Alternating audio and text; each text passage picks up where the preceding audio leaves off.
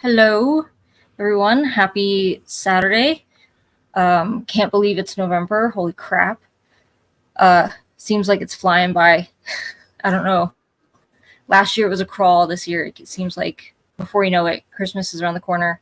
And we're all scrambling with our wallets. But thanks for joining us.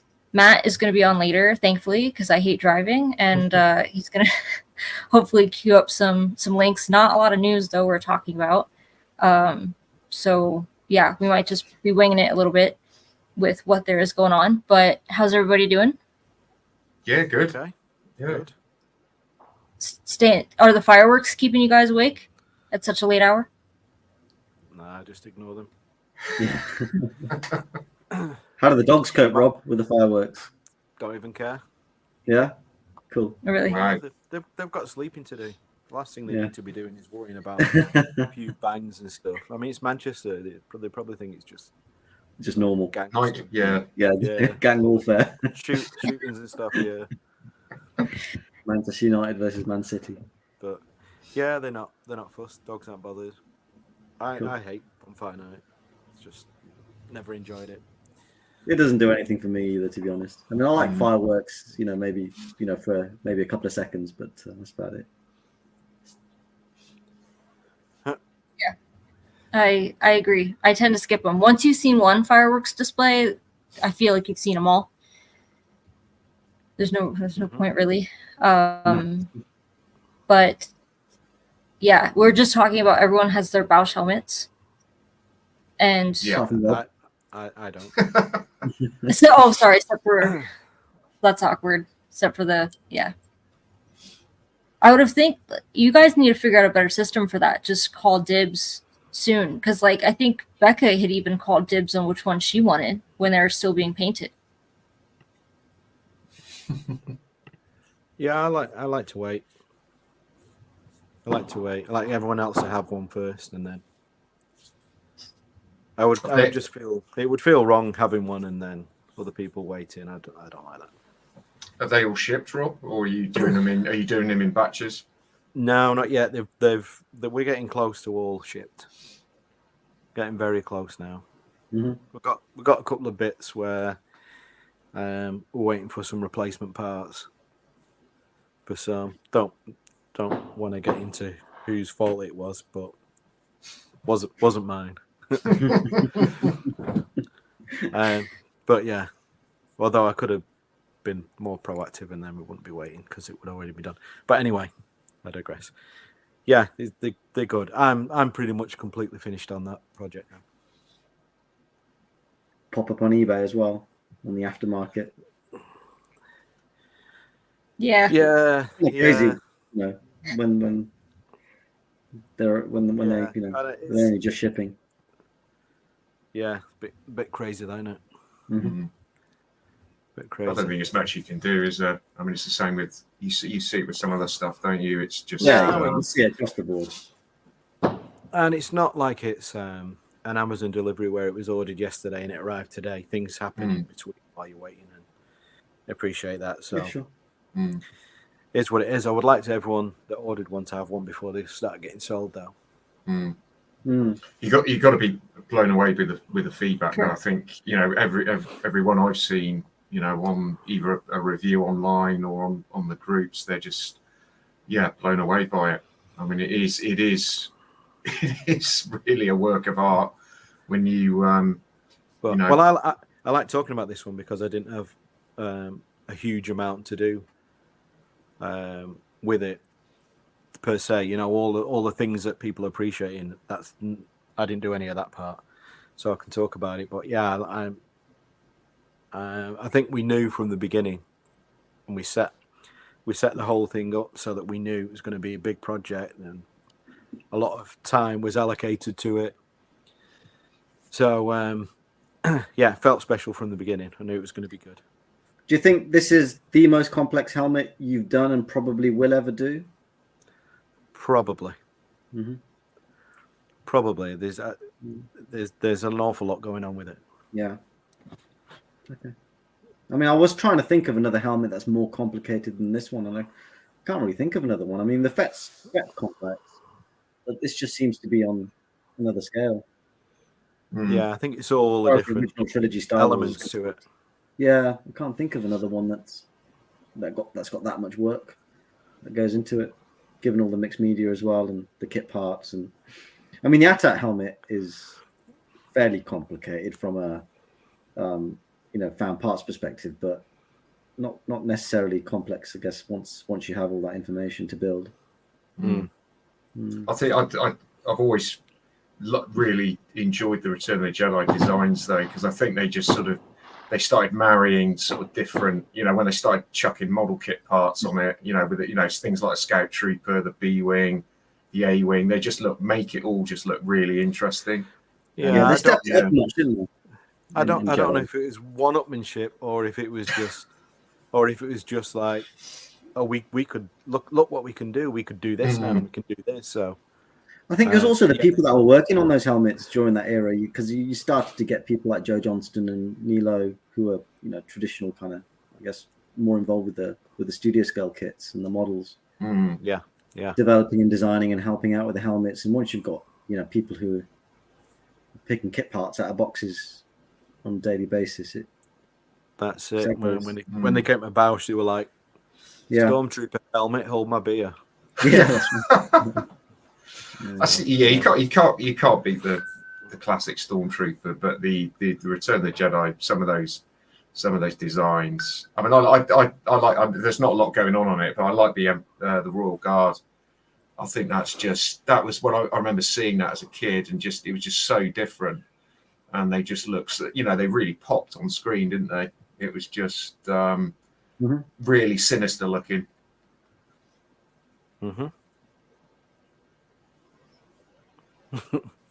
Hi, Jason. Can you hear me? Yeah. Oh, my gosh. Yeah, I told Jason. Yeah, he could use the private chat if he'd like to just save his voice a little bit. But if you're not in the group or aware, he had surgery recently that affects his ability to speak. So glad to see you, of course. And thanks for joining. Like I said, Matt's gonna be a little late, so we're just catching up now. Rob, as we're talking business as far as like the helmets go and stuff, do you want to explain a little bit about what's going on with the Black Friday sale? And I only say that because I watched the video while I was at work, and I still don't think I understand exactly how it works because it's kind of like a slow rollout. Yeah, we're just not super organized, so we've not come up with a lot of the ideas. But now we're refreshing a lot of the descriptions and photos and the way everything's presented on the store. So we're just going to do it one at a time and pop something new in there as the month goes on. Keep it fresh and exciting, rather than just have everyone just pile on the site and it kills that. Yeah. And also we can't keep a track of what's going on because it just all happens so quick, and then we're like, oh, now we've got a problem. So we're just monitoring things, taking it easy. Well, especially because you still have, I know you skipped it in, I think, last 2 years, just because you had big projects going on, and you still have the AT-ATs that are piling up, I bet. Which it will be exciting. I just realized, I at least started getting 3 new helmets within a year and a half from you guys. So you guys have been hella busy with those. Yes, it has been busy, and big AT-AT update this Friday coming. Cool. Cool. Looking forward to that. Yeah. We're watching for that. When's the Black Friday? When's the Black Friday sale start? Yesterday. Oh, it's already started. Okay, I didn't get a chance to catch the video. I just and anybody watching, just bear with me if for some reason my voice a little bit. So I had seen some other posts from other makers just doing their pre-Black Friday sales and things like that. So I know we're still technically a couple weeks off, right? Thanksgiving's roughly 3 weeks. So I just wasn't sure if there was a date and time, but no, that's exciting. That sounds good. Yeah, I think I saw yesterday it was was it the TK kit, the full commission that was Yeah. had a discount? Okay. It's the full commission without the soft goods, though, Rob. Right? Is that correct? Because I had a quick look, and so it's just the armor. Yeah, but we've added them in if somebody wants them on a separate thing. So yeah, that's part of what I'm trying to do. Break it up and make it a little bit easier to understand, because I think it was getting a bit out of control with all the different options and stuff. And the armor is where you can actually get the blaster, right? You can get the 11 if you get the full suit. We're not doing any blasters at all in the Black Friday thing. Okay, just for Black Friday. But if somebody was to commission the full suit, they can then get the outside of Black Friday, right? Yes, but we're trying to get away from it and recommend other makers and stuff, maybe, because it's just too difficult to ship. We have so many problems with it. That's what I've been hearing. I know a lot of people have been like on the lookout for one, like hunting for one. But the problem is like when you have souls in the UK trying to ship to the States, especially trying to ship to Australia. Australia seems to be the most difficult. Which is crazy, really, shipping to the US with from our point of view, we seem to think everybody's got actual real guns, so they do. Piece of cast resin makes no sense. Australia's always been difficult. I think I seem to remember even getting master replicas up to Australia. I think I'm sure a few years ago there were a load of confiscated E11s and stuff destroyed, like bulldozed, but in the Netherlands, I think it was. Wow. I don't know how true it is. Big 501st thing, they took a load of the guns and destroyed it. I think I've heard that. I also heard something similar where I heard a story, and I can't remember who told me, but and they said there's some validity to it, where because they were intercepting the packages of like the blasters, that some of them are actually like on display somewhere. I can't remember where, but like they. It's Germany. Oh, it was Germany. Okay, yeah. I was just like, that's crazy that you can actually like go and helmets and stuff as well. Yeah, that's wild. I'd be livid though, like if my package was taken and you get to see it on display though at security when you walk past. Yeah, go visit at the airport. In your bag. I wonder if that's the confusion with sending them to the United States. Is like they get intercepted and then they're like, well, these aren't real, so we don't know what they are, and that's why we're going to destroy them. Like, if you're not trying to import actual firearms, then what are you doing? So you used to be able to do the orange cap. That used to work. Yeah. But no more. Like that's in the last few years, it's been more and more complicated and difficult. Because the latest, because people are geniuses, is the real guns that have orange caps.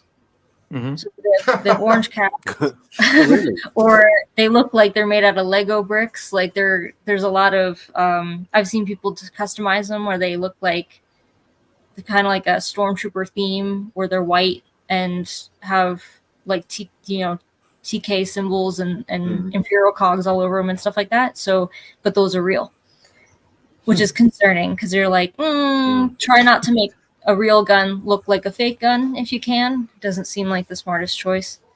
I've always wondered if anybody's got into trouble walking around, the UK in a stormtrooper outfit with a replica firearm. Yeah, there have been issues. Yeah, really. I suspect so. If you're walking around the street with a, I suppose so. Taking your kid to school and then turn up with the new fancy dress day or something.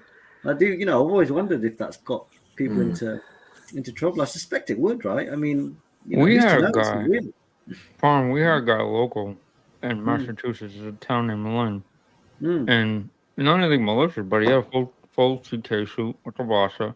They arrested him. They arrested the guy.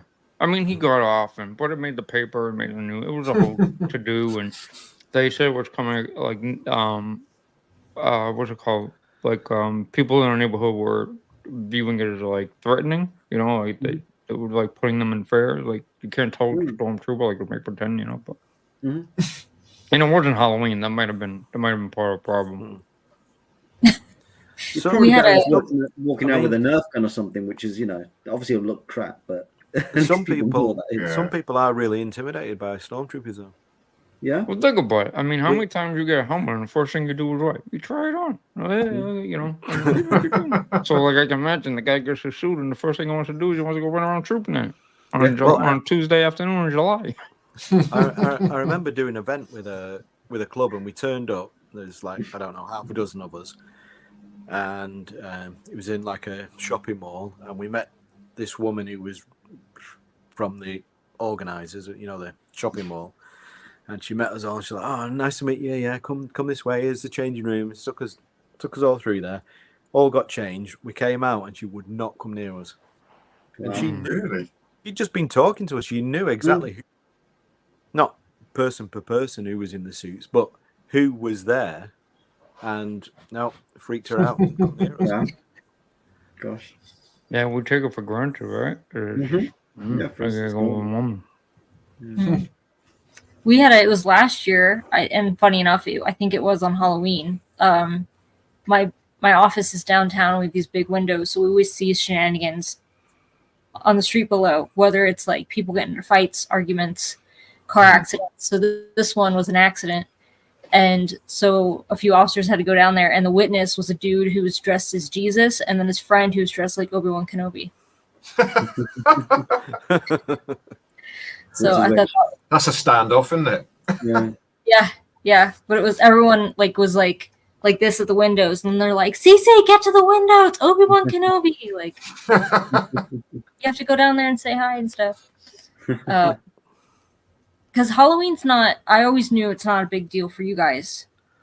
As big a deal. It's getting more of a big deal, but yeah, certainly nowhere near as big as it is in the US. Yeah.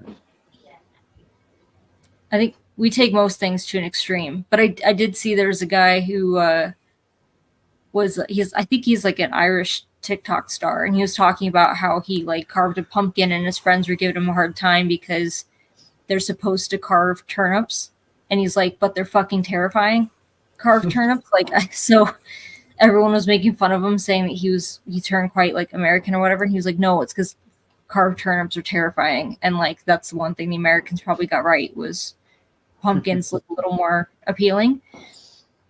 Yeah, I didn't do anything crazy for Halloween this year, which is upsetting, but it was also on a Thursday, so yeah, definitely know now not to go trooping around in the streets if I get arrested. Or should I, for the bragging rights? And the mugshot, because you at least see the armor and the poking through. Did everybody? I don't want to like stare off course, but I watched the trailer for Skeleton Crew. What did you guys think? I thought the trailer was better than the first teaser trailer that they pushed out. It just felt a little bit more interesting and a little bit more captivating. Didn't feel like Star Wars though. That was the only thing. I think it just felt like generic science fiction. But it as a trailer, it actually got me more intrigued than the original teaser did.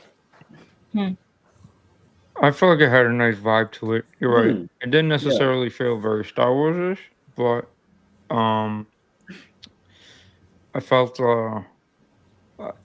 like there's some potential there. Like when I saw the teaser trailer for Acolyte, I was just like whatever, even Obi-Wan. But this, I'm like, okay, I might watch a couple of episodes and see how it goes.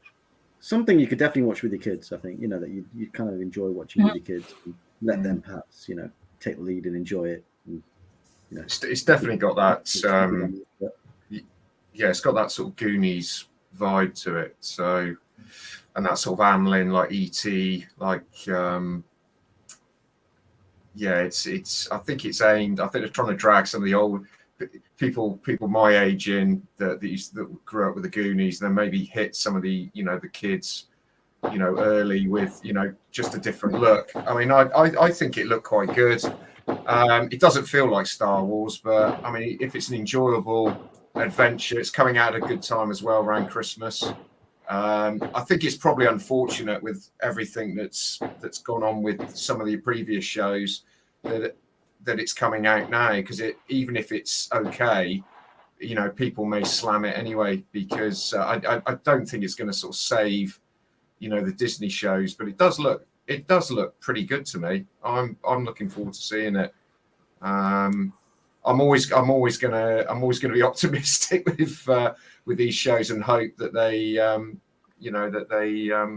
knock it out of the park. But I outside of the music, which did put me off a little bit, it was a bit Guardians of the Galaxy. I did like the trailer, and I like some of the creatures in it as well. I like the fact they're using like puppets and masks and full suits. And then the first trailer, you saw the Wolfman from the canteen. Well, not from the cantina, but I love that sort of stuff. But yeah, look good. I'm looking forward to it. Harm, is that the fireworks? It's not. I think it's at Rob's. Rob, that's fireworks. Right? I was like, who's got the gang violence? Or it's a shooting. You find out later. Certainly not resin blasters, that's for sure. Yeah. What's the celebration? Why fireworks? Well, we have Guy Fawkes. Yeah, 5th of November. Well, no, 5th of November. But it's the weekend as well. You tend to have like firework displays happen at the weekend, so families can attend. But it's also been Diwali here, so that's a big Hindu festival, which I suspect you've probably got a fairly large Indian Asian community up there, Rob, right? So it could be that as well. It's just all go. Yeah, but I've not seen the trailer. I think they've managed to totally drive me away and leave me disinterested in anything new. So I've not seen it, but probably I'm not going to watch it either. But yeah, I haven't seen the last few.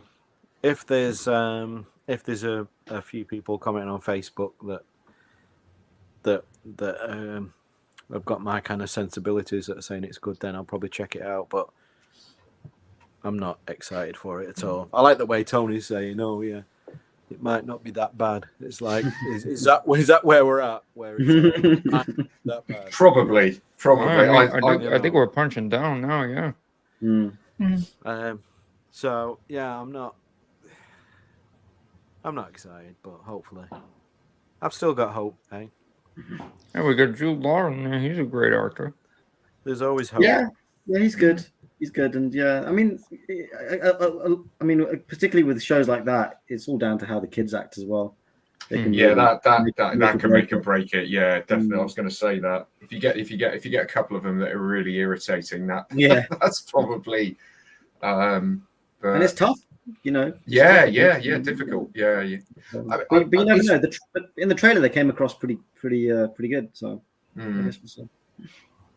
Yeah, I couldn't tell if that little buddy was like a Max Rebo species. Yeah, that character I can't. I don't know about that character. That's one character. It just doesn't look right. I mean, I don't know what it is. When they got in, that's all. When they got into the ship and then flew off. And the aesthetic when they got onto that, whatever that planet was, where all the creatures were, that actually did feel a bit more sort of in universe. But they looked like they were just from. It looked like a normal sort of residential area. It looked a bit too sort of. It did put me, But we're only seeing a trailer, so. Correct. But. Yeah, it's really difficult to get massively excited about it because of what's come before. But at least they're doing something different. I mean, that's yeah. So we have Andor, as I said in the Andor 2. So I mean, Andor was fantastic. Rob, did you watch all of Andor? Mm-hmm. Yeah, Andor I think was where the meat and potatoes were. I think Andor was great. And I think the second season will follow suit, because they're just putting so much more into the overall production value and world sets and things like that. Definitely. Here's a man who's excited about Skeleton Crew. Yeah, hello. How's everyone doing? Very good. Yeah, is that what we're talking about, Skeleton Crew at this point? Yeah. Yeah, we're all enthusing about how we're excited that it might not be that bad. I mean, we don't know yet. You never know. Yeah. You never know. I think I think there's a good. It could be really bad. Yeah. I think there's a good chance that it's going to be good for the certain audience that it's made for. I don't think it's going to be good for, all these people that seem to not like anything that comes out of Disney at all. Like, I think it's going to be another show that you could find fault in, but I think a lot of kids are going to like it. And a lot of like parents are probably going to like watching it with their kids. I'm excited to watch it with my kids. I do feel like it's going to be a Goonies thing. I don't know if it's going to be as like dark as Goonies, as like hardcore as Goonies. Like Goonies, there's some stuff like you can't just show any little kid Goonies. Like it is a little bit creepy. You know what I mean? That's true. So I don't know if it's going to be like that. I think it's going to be. I hope it's not Spy Kids in space. In Star Wars. Yeah, that was a very was a very tough one to watch. I don't know. I mean, you look at that little elephant dude. Well, Max Regal Jr. Yeah, it could be good. It could be bad. The little girl that has the thing on her face. Gosh, what has the what's the dude on the Cloud City guy? Oh, Lobot. Yeah, Lobot, the little Lobot girl. I don't know. I mean, it could come off really cheesy. It could be really good. I don't know. I like the premise. I will say I like the premise because it feels it feels like they're going with a very like Super 8 that type of style. And I think the premise of kids doing dumb shit is always great because kids are stupid and they like walking onto a spaceship and just all of a sudden pushing buttons and having it take them, somewhere. We're in a bad neighborhood. Kids don't do dumb shit anymore. They just stay in. Yeah, well, they stay in, yeah. They don't get in trouble anymore. They're just on TikTok all day. It's true. Well, these kids actually went out of their house, which is good. I was talking to my boy today. He's just got his first car and he needs a new part. And I'm saying, ring round breakers yards. And I said, we were talking about one. He was asking me loads of questions like I knew all about this breakers yard. I'm like, I've not been there for 20 odd years. Yeah. And I was saying to him, I remember when I broke in there, me and some friends went in there, not to steal anything, just because you're kids and there's loads of interesting stuff. So we're in there and we're just like walking around and stuff, and then this massive German Shepherd is running for us, and I was telling him I thought I was dead, and I was running. I was like, must have been like standing took a piece of your ass, crying and everything, and these dogs are all drooling and all the teeth and spit everywhere, and then I got to the point where I'm like, I'm gonna die, and then the dog just kind of went. Ugh! And it was on a rope, and it was at the end of its rope, and you lucky bastard! And I was telling him about it, and he was like, "Oh, yeah, kids don't do any good stuff like that." They don't. They don't. We used to get into all kinds of mischief like that. Like you said, nothing crazy, but there's cameras everywhere, though, isn't there? That's the problem. That's the other thing. Yeah, we used to explore to go fossils and train tracks, and you can't just cameras everywhere. Yeah, but before and cameras. Before cameras, though, the other thing that's different is when we were younger, everybody knew like their neighbors, everybody knew everybody's kids.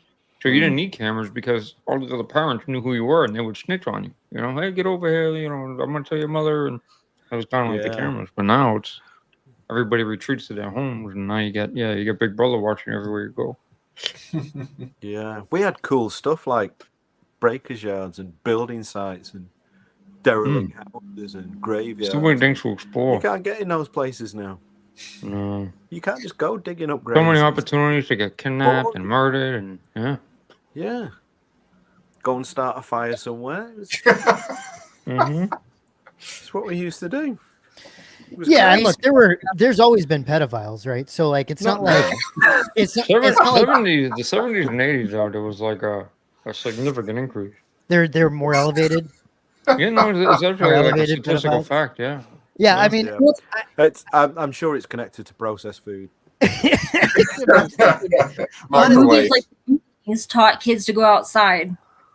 Well, I think parents are just more terrified They're just more terrified these days. I just think I'm really looking forward to seeing an adventure. Yes. Yeah. I hope they really make it an adventure that's just fun to watch. And I think I really like what's his face? Jude Law. Jude Law's always a great actor, and I think that'll be fun. So I don't think I've seen Jude Law play a character where you're like, that didn't come off great or was kind of cheesy or whatever. Like, I don't think he would be like that. So I'm hoping that he helps the show a little bit. If it needs it. But it'll be fun. It's going to also be interesting to see Star Wars in a different way, where you're seeing Star Wars from like a normal human being perspective, like kids like living normal lives and going to school and stuff. Like, we don't really see that in Star Wars. We see like the Jedi side of it, Right? Where they're teaching these special kids. But what about the kids that aren't special? You know what I mean? Just We're like nice to see some Easter eggs like Three Eye Willie and things like that. Yeah, right. Kind of make some connections to you. Exactly. I think what will take me out of it is if they try to make the universe seem smaller than it is. Sure. Yeah, if Like, they're on if- Tatooine again, what call Right. like, call her the pull plug. I agree. Here, let me bring this up real quick. Let's go. Actually, this. Okay. So yeah, I mean, we watched just watching some of this trailer. I mean, it's cool though, because you're seeing stuff that you're not really normally getting to see. Like, I mean, these freaking kids are on they're on public transportation. You know what I mean? We don't get to see public transportation in Star Wars. And then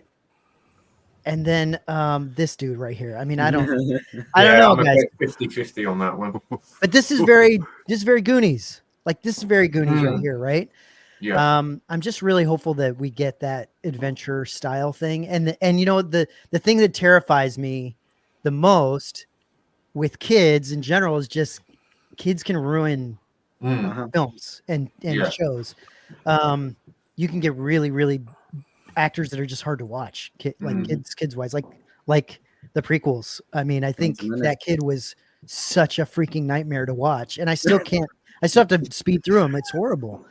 So I think that's going to depend on how the show does. I think if you get kids that do great work, like Stranger Things, like Super 8, like some of these movies and shows, like that could be fantastic, but these are a bit younger though as well. Like, these kids are a bit younger. Yeah. So I don't know. I don't know. I mean, look at the Lobot girl, dude. Is that I thought so. That's is that an assassin droid or something? It's a K2. This one? Yeah, that dude there, yeah. I don't know. Looks awesome though. I mean, it definitely looks definitely looks like really fun, and it still looks very Star Warsy, and it does feel like they're going to be going to a bunch of cool, interesting. This looks great here. I was saying earlier, Matt, with they're using like real masks and no CGI or anything. Yeah, they're using real. It looks like they're using like actual props, actual like masks, actual.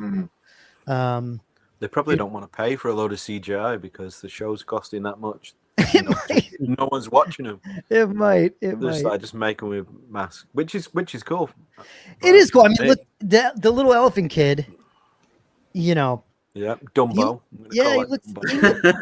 He looks interesting. I mean, it looks interesting, right? And I think, I think, Jason, we talked about this a while ago. I can't remember what we were talking about at the time, but saying that it's interesting because if they did this kind of thing on another show, like if Netflix just made a show and they had prop masks and things like this, you'd be like, why are you guys making such a low budget piece of shit? Like, it doesn't make any sense. But Star Wars can do that because you're staying faithful to Star Wars, right? And everybody wants them to do that. So they can do that. Not that it's low budget. It's just, it doesn't like, it always feels more like in my opinion, it feels more like high end and sci-fi if you CGI a lot of stuff and if you make stuff look real, more real. But I love this Star Wars. I love that they're keeping to some of this stuff. It looks great. I think this will be good if it is aimed at kids and it does well for kids because technically, Star Wars is for kids, right?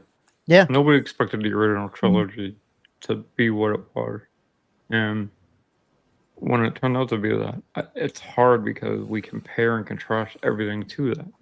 I think the reason why Andor did so well, and Andor admittedly is a slow burn. It's not like an attack in your face. It takes a while to get to good stuff, but for adults, that's a little bit more easy to consume and to digest. We're watching that and watch it sort of unfold to get to the better parts.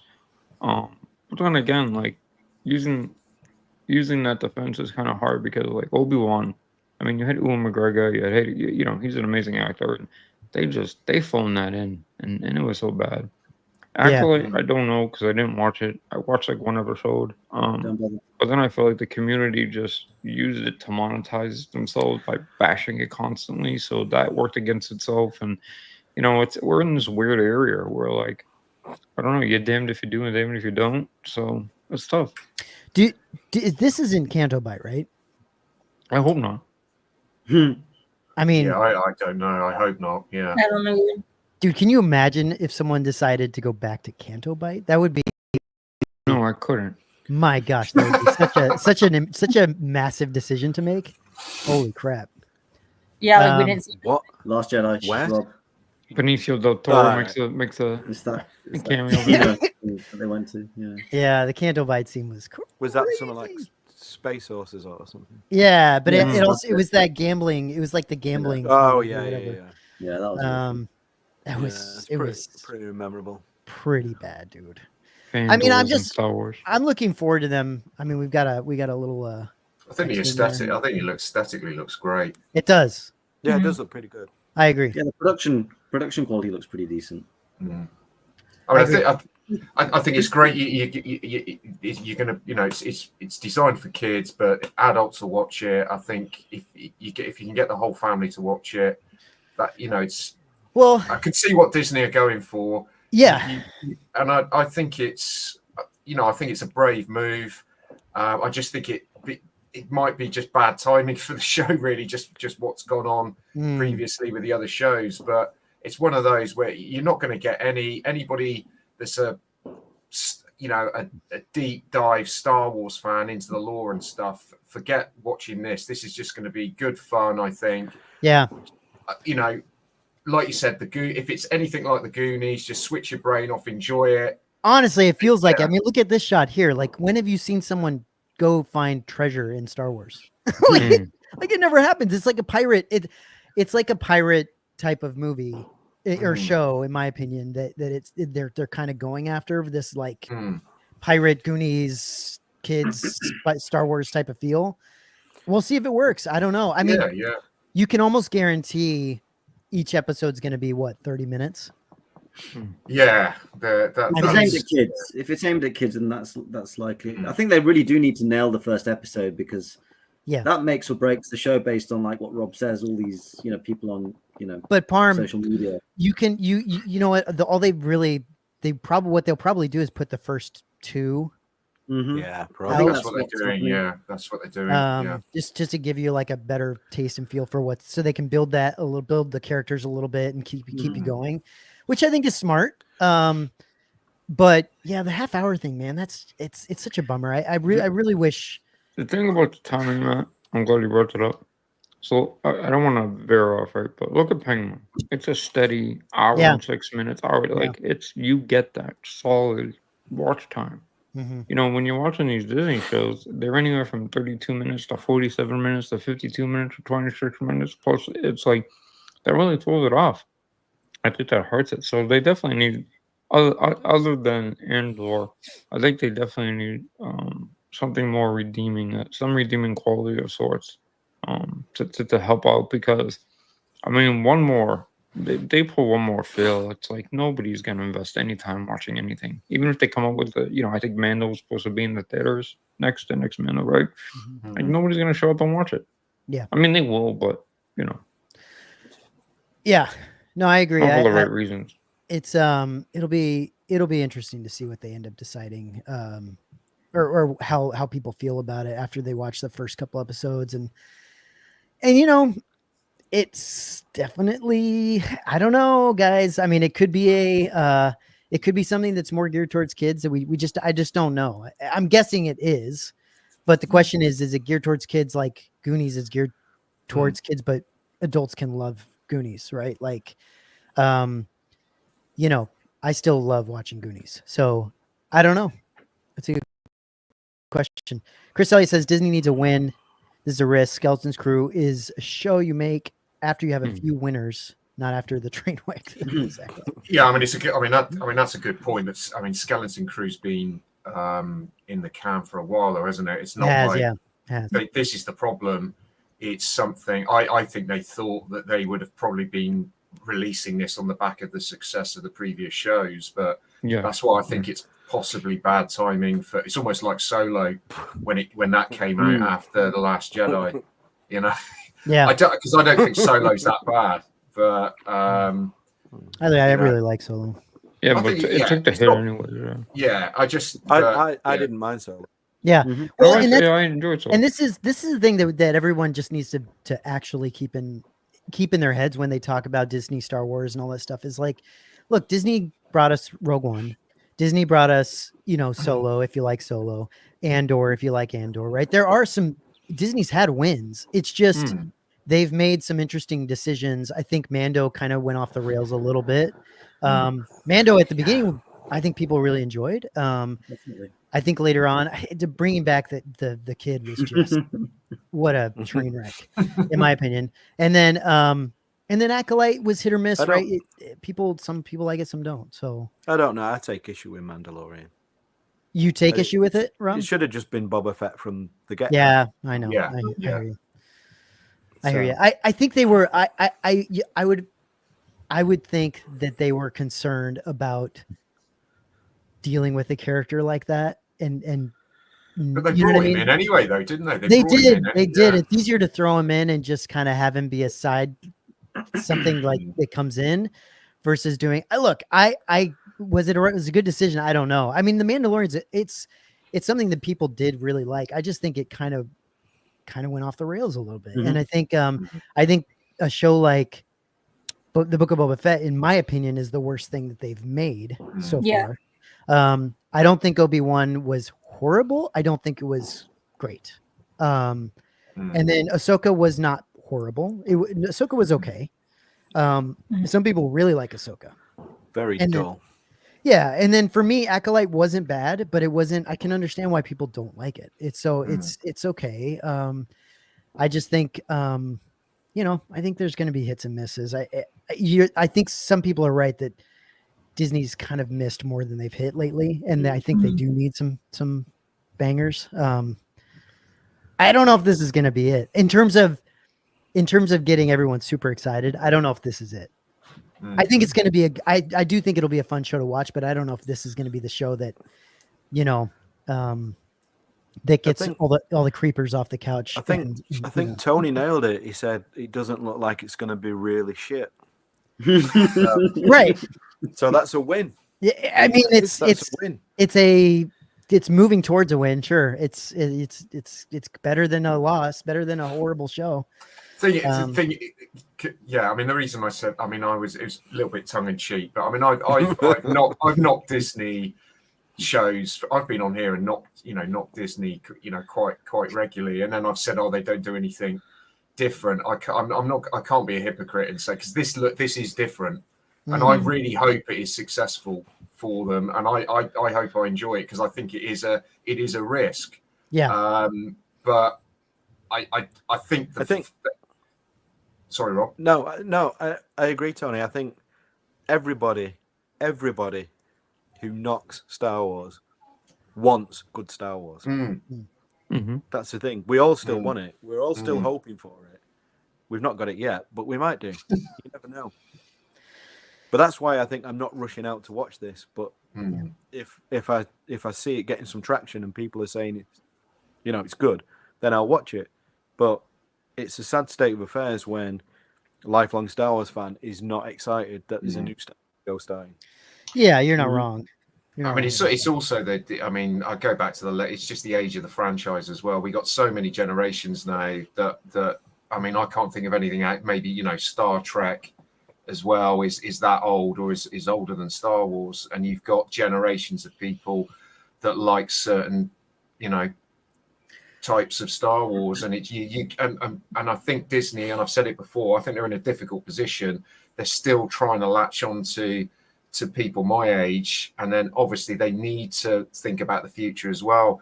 Yeah, but they need to think about the stories. They just need to think about what they're writing.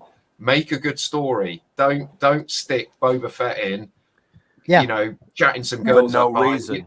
For no reason. Yeah. Exactly. Put him in because he's got a reason. Just make good stories. I don't want to see Luke Skywalker CGI'd in, you know, I just want to see a good Star Wars story. And I think they're just, we've got to put Easter eggs in. We've got to put, you know, and I think they're in a really difficult, and it's the age of the franchise. You know, they don't, who we trying to please? Well, it's for kids.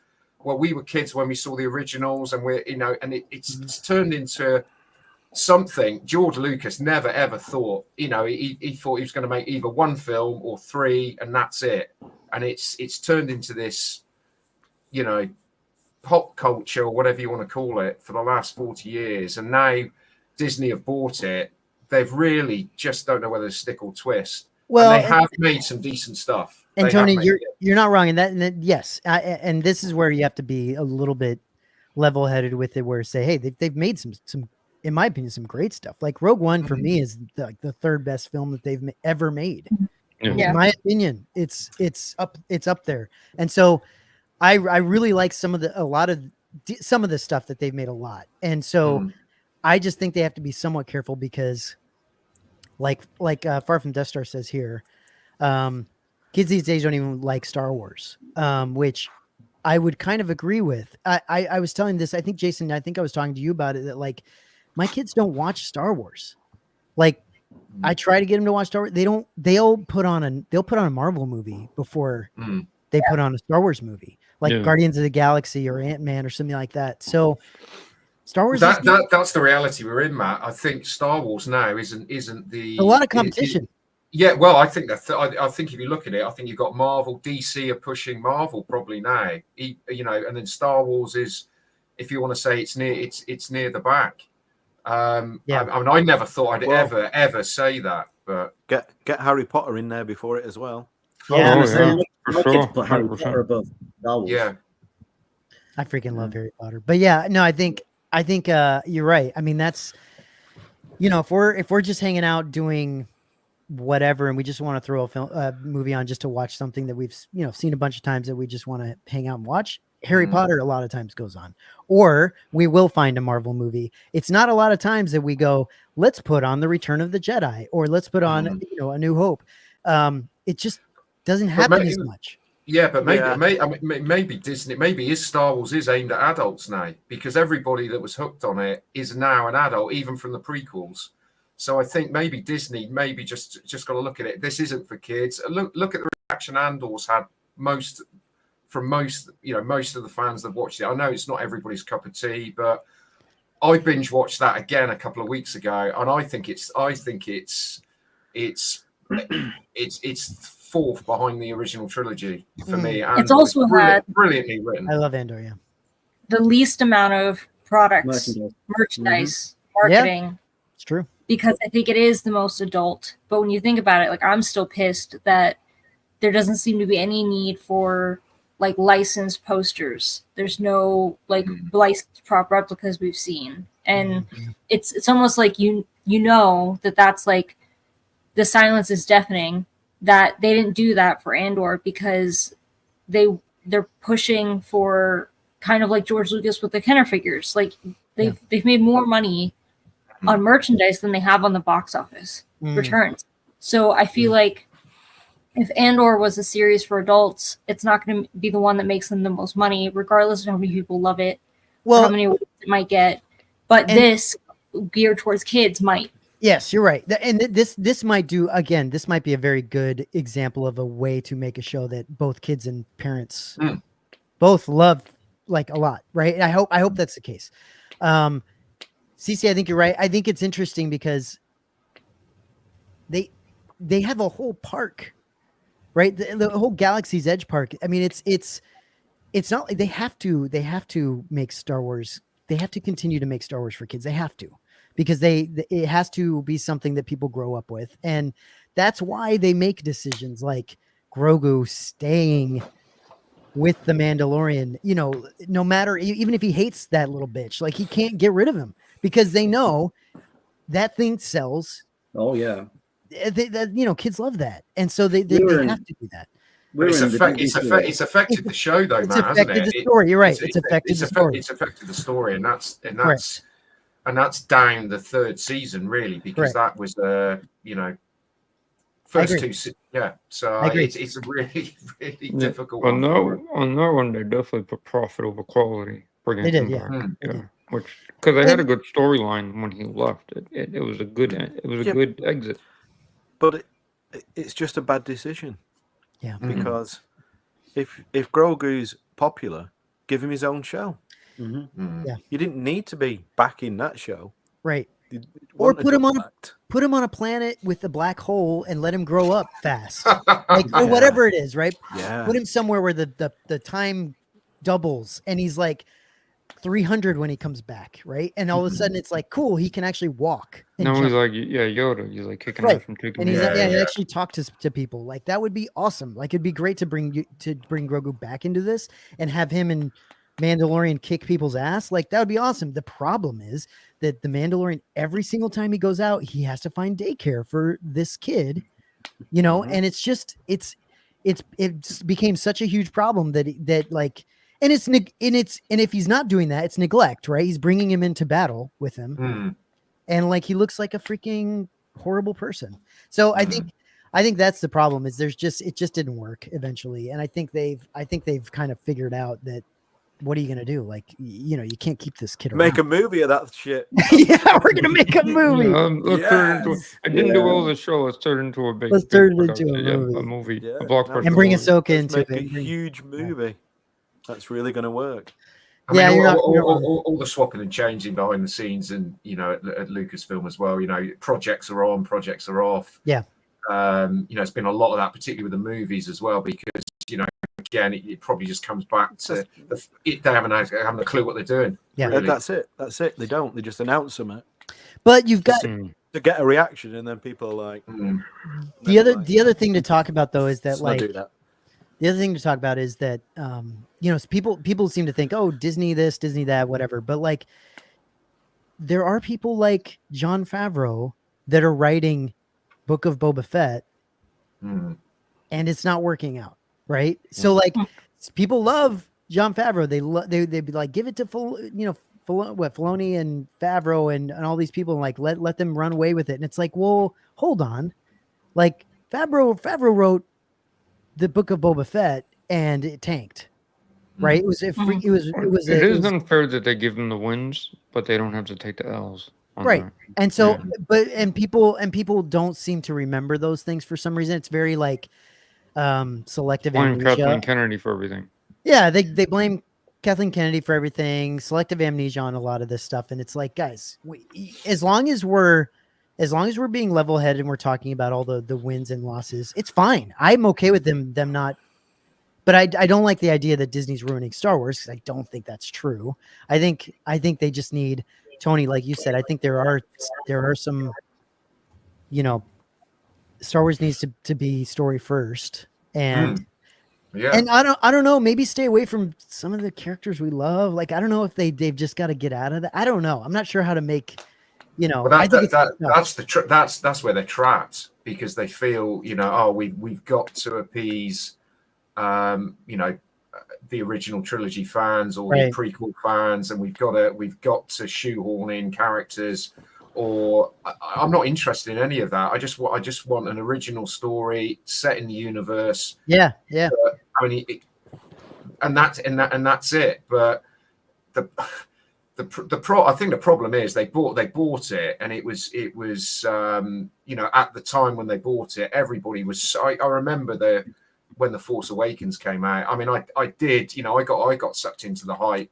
I actually really did enjoy that when until the second one came out, but I did actually quite enjoy parts of the Force Awakens, and it was the event as well. It felt like an event.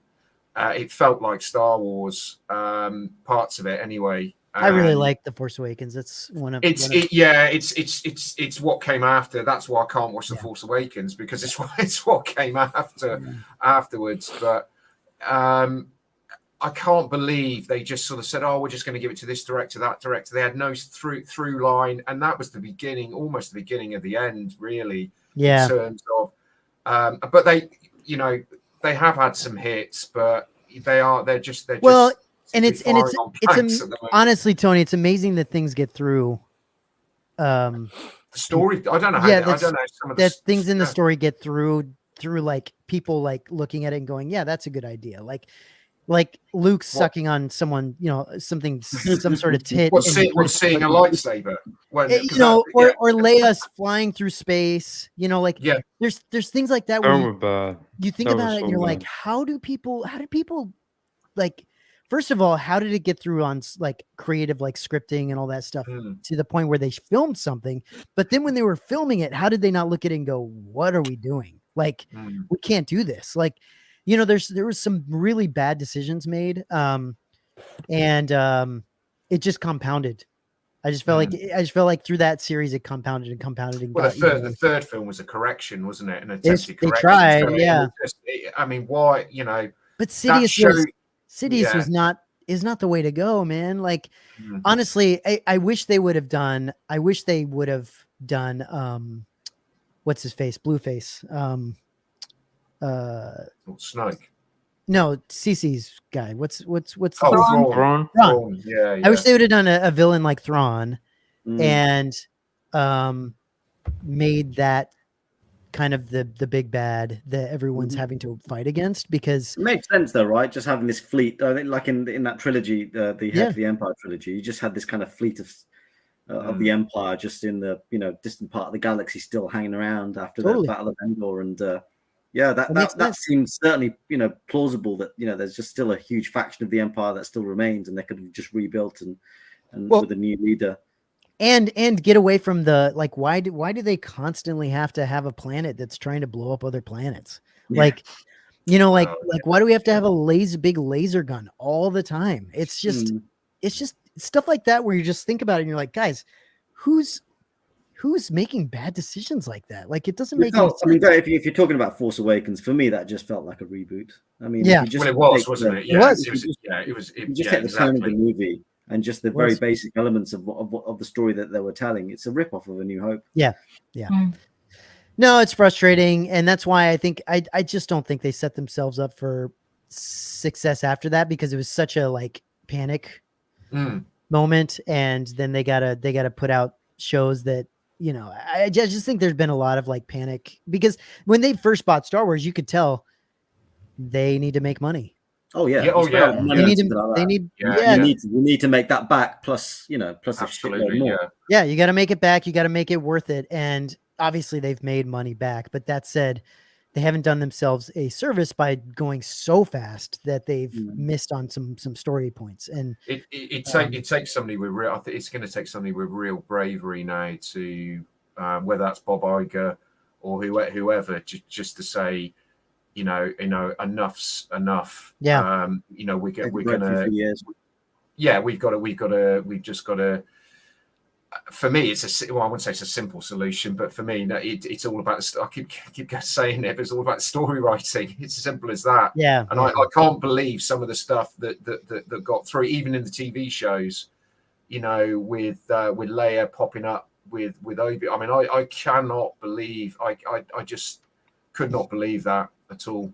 And then Luke seeing a lightsaber, and then forgetting about it in you know, just little things like that. Right. That you can't believe who's sanity checking these you know, these scripts, but we are where we are.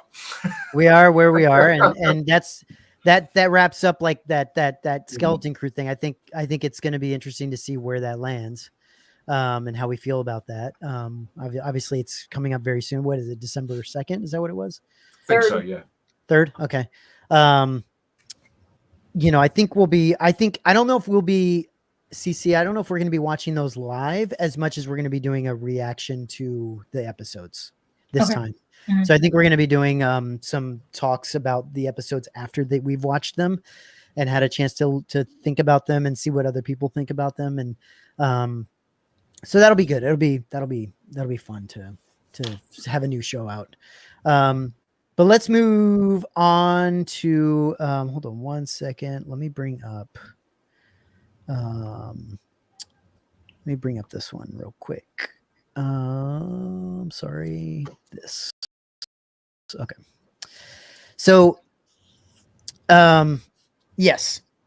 The Regal Robot maquette, another maquette. Mm-hmm. Interestingly enough, hasn't gotten, I mean, I know people are excited about anything that Regal Robot comes out with, but it seems that, I don't know, this one seems like it's got a little bit of I don't know if there's just so many things going on that people haven't shown a lot of excitement for this one or not, or maybe I'm missing something. It seems that this one's a little bit less anticipated. I mean, it's nowhere near too close to selling out, I guess. I mean, it doesn't appear to be on the webpage. It's difficult because there's clearly a certain amount of people that are buying the maquettes. So that's, sure. 100, 200 people, let's say, who are probably trying to collect them all. Yeah. So you kind of expect that a small edition size would sell out, if they're trying to collect them all.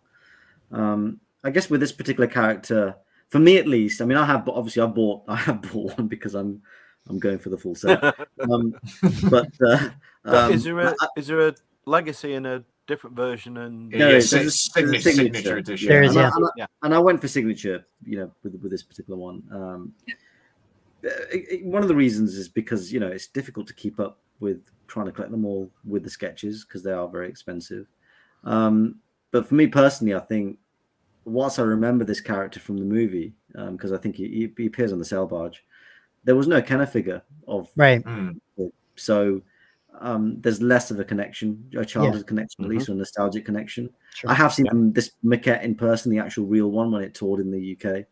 And it's a really, really cool looking character, but I just don't have that connection to it. So I've picked it up because it is still one of the production used designs. So that's kind of cool. I think where I'll probably draw the line is when they release a maquette, which was never actually a character in the movie. It was just a, concept only. Yeah. And that's probably where I'll go down the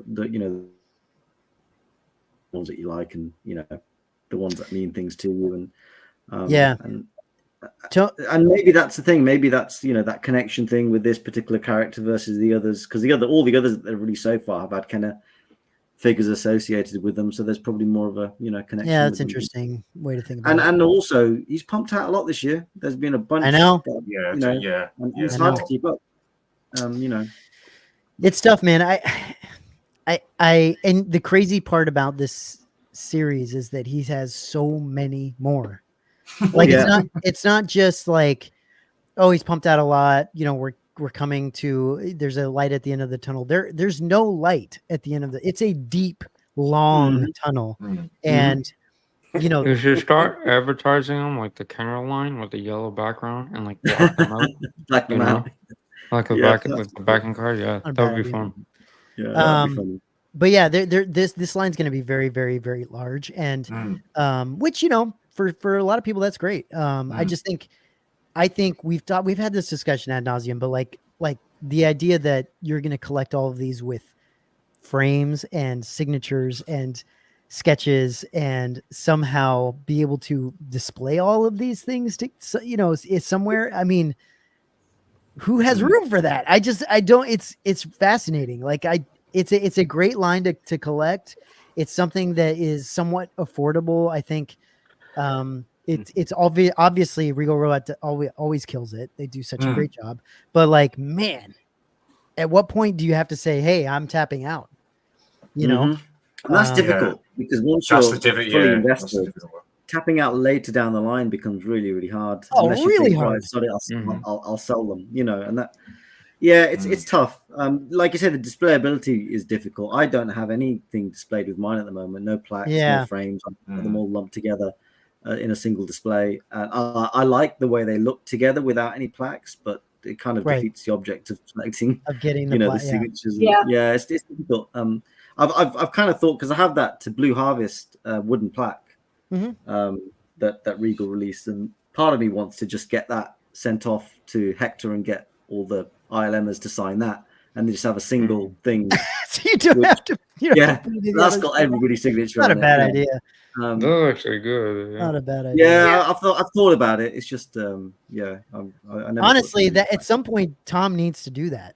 What Tom needs to do is sell this giant, or Hector. thing. Hector could do it, or Hector, actually. or whoever Hector can Hector get could do a all little the project run. yeah, and get all just these say, right, I'm ILM gonna get- people yeah. to sign this thing, and you can get it that can display all the Regal Robot stuff around it. It'd be really smart. That'd be And cool. even- That would solve a problem for me. But but you know, I like the sketches, and you know, for some of them, and I have picked up a few of the legacy editions because the sketches have been really cool. But Yeah, that's cool. you have to, you know, start to, you know, question whether that's worth doing if you're not going to display them. Right. I caught the tail end of the live stream they did. I think it was Monday, but I saw Tony's comment, and that's actually what made me talk to Rob with 2Bs about. You had asked about if they were to, because like I guess they announced they are going to go backwards and start doing like sketches for some of the maquettes that didn't initially Interesting. weren't initially legacy maquettes.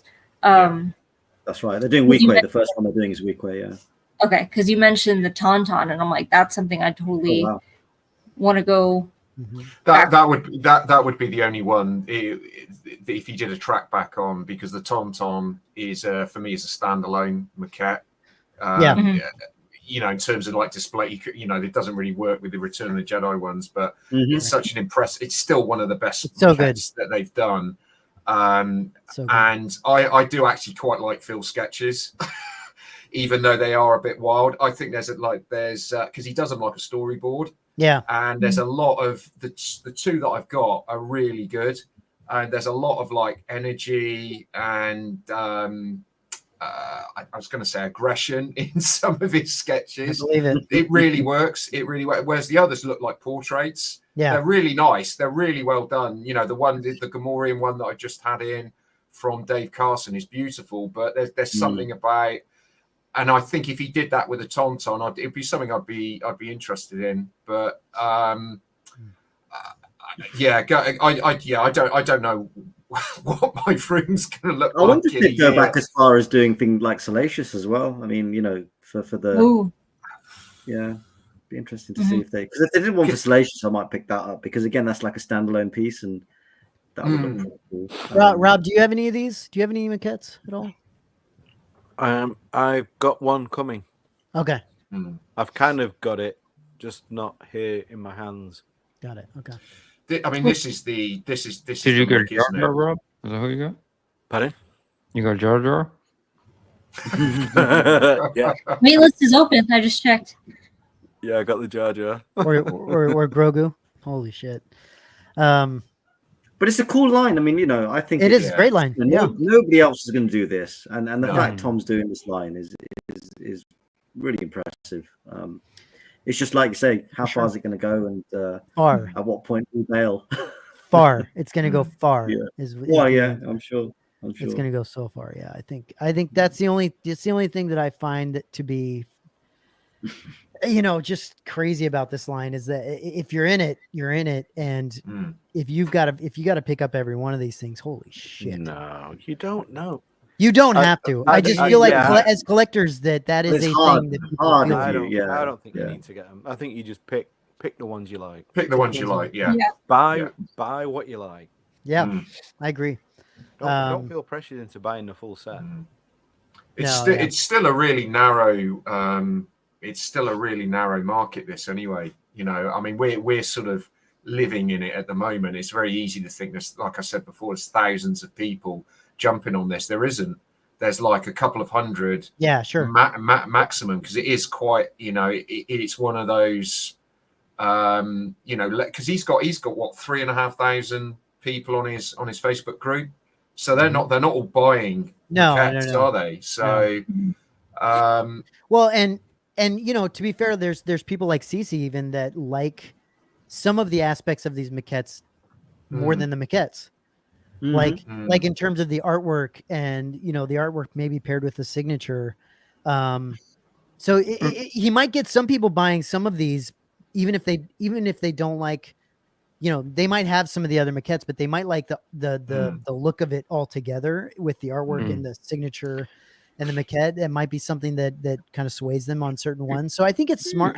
It is smart to do the definitely. Yeah. Little sketch, you know. I feel like you also have the I feel like, sorry, where like you have specific artists like Ken Ralston, for example, who otherwise like wouldn't be signing, right? Where you wouldn't have something from. Like Phil Tippett is one thing, and I know we joke, but no, I'm being like honest. But then you have someone like Ken Ralston, or even like a Chris Wallace, right? You don't see them publicly doing a lot of signings or offering a lot of things, like, so it gives you the opportunity to get something unique from that particular artist, or you know, I think that kind of adds to it. It's like you said, no, like Palm said, who else would really do this? You know, because they, you know, it's not a mainstream. You know, it's not Darth Vader, Darth Maul, Boba Fett. It's left field. It's behind the scenes. So if you're into that sort of stuff, you know, you grew up with the Chronicles book and, you know, the video, you know, from Star Wars to Jedi, watching that as a kid. You got the action figures. I mean, bar this one, all the others have come out as an action figure. So it's very, very tempting. That's, I mean, that's the reason I got the Gamorrean was, you know, first instinct. Because I remember I went straight back to playing with the figure as a kid. You know, more so than the maquette itself, although the maquette is actually, it's really a fantastic maquette, but it's the pull back to the original vintage line, and I'm sure I'm pretty sure he's aware of that. Yeah, because I've seen quite a few people have actually shown their collections, and they are displaying them with either mint on card or you know, and that's really cool figures, and they look really, really good in a display with the vintage figures, because it kind of is your concept to screen to collectible kind of vibe. It's it's pretty cool. I still think it's the best line that they've done. You know, out of all the big sort of, you know, pieces they've released, I think this maquette line is. I wouldn't say it's price. I mean, we're talking about the price. Yeah, individually they're priced at a first world affordable, maybe on but it is death by 1,000 cuts, because you can. He's released 6 of these this year, circa $600-700. If you add that up, that's a lot of money. That's a lot of money. They're not that much, are they? Is that the legacy one? Well, with the sketch, with the sketch. You don't need the legacy one, and you don't need to buy them all. Right. Correct. I think you're talking to, you know, I mean, you're talking to crack addicts, though, Rob. I mean, that's the problem, you're right? You're telling somebody at the club to just bump online, you know? Exactly. Yeah.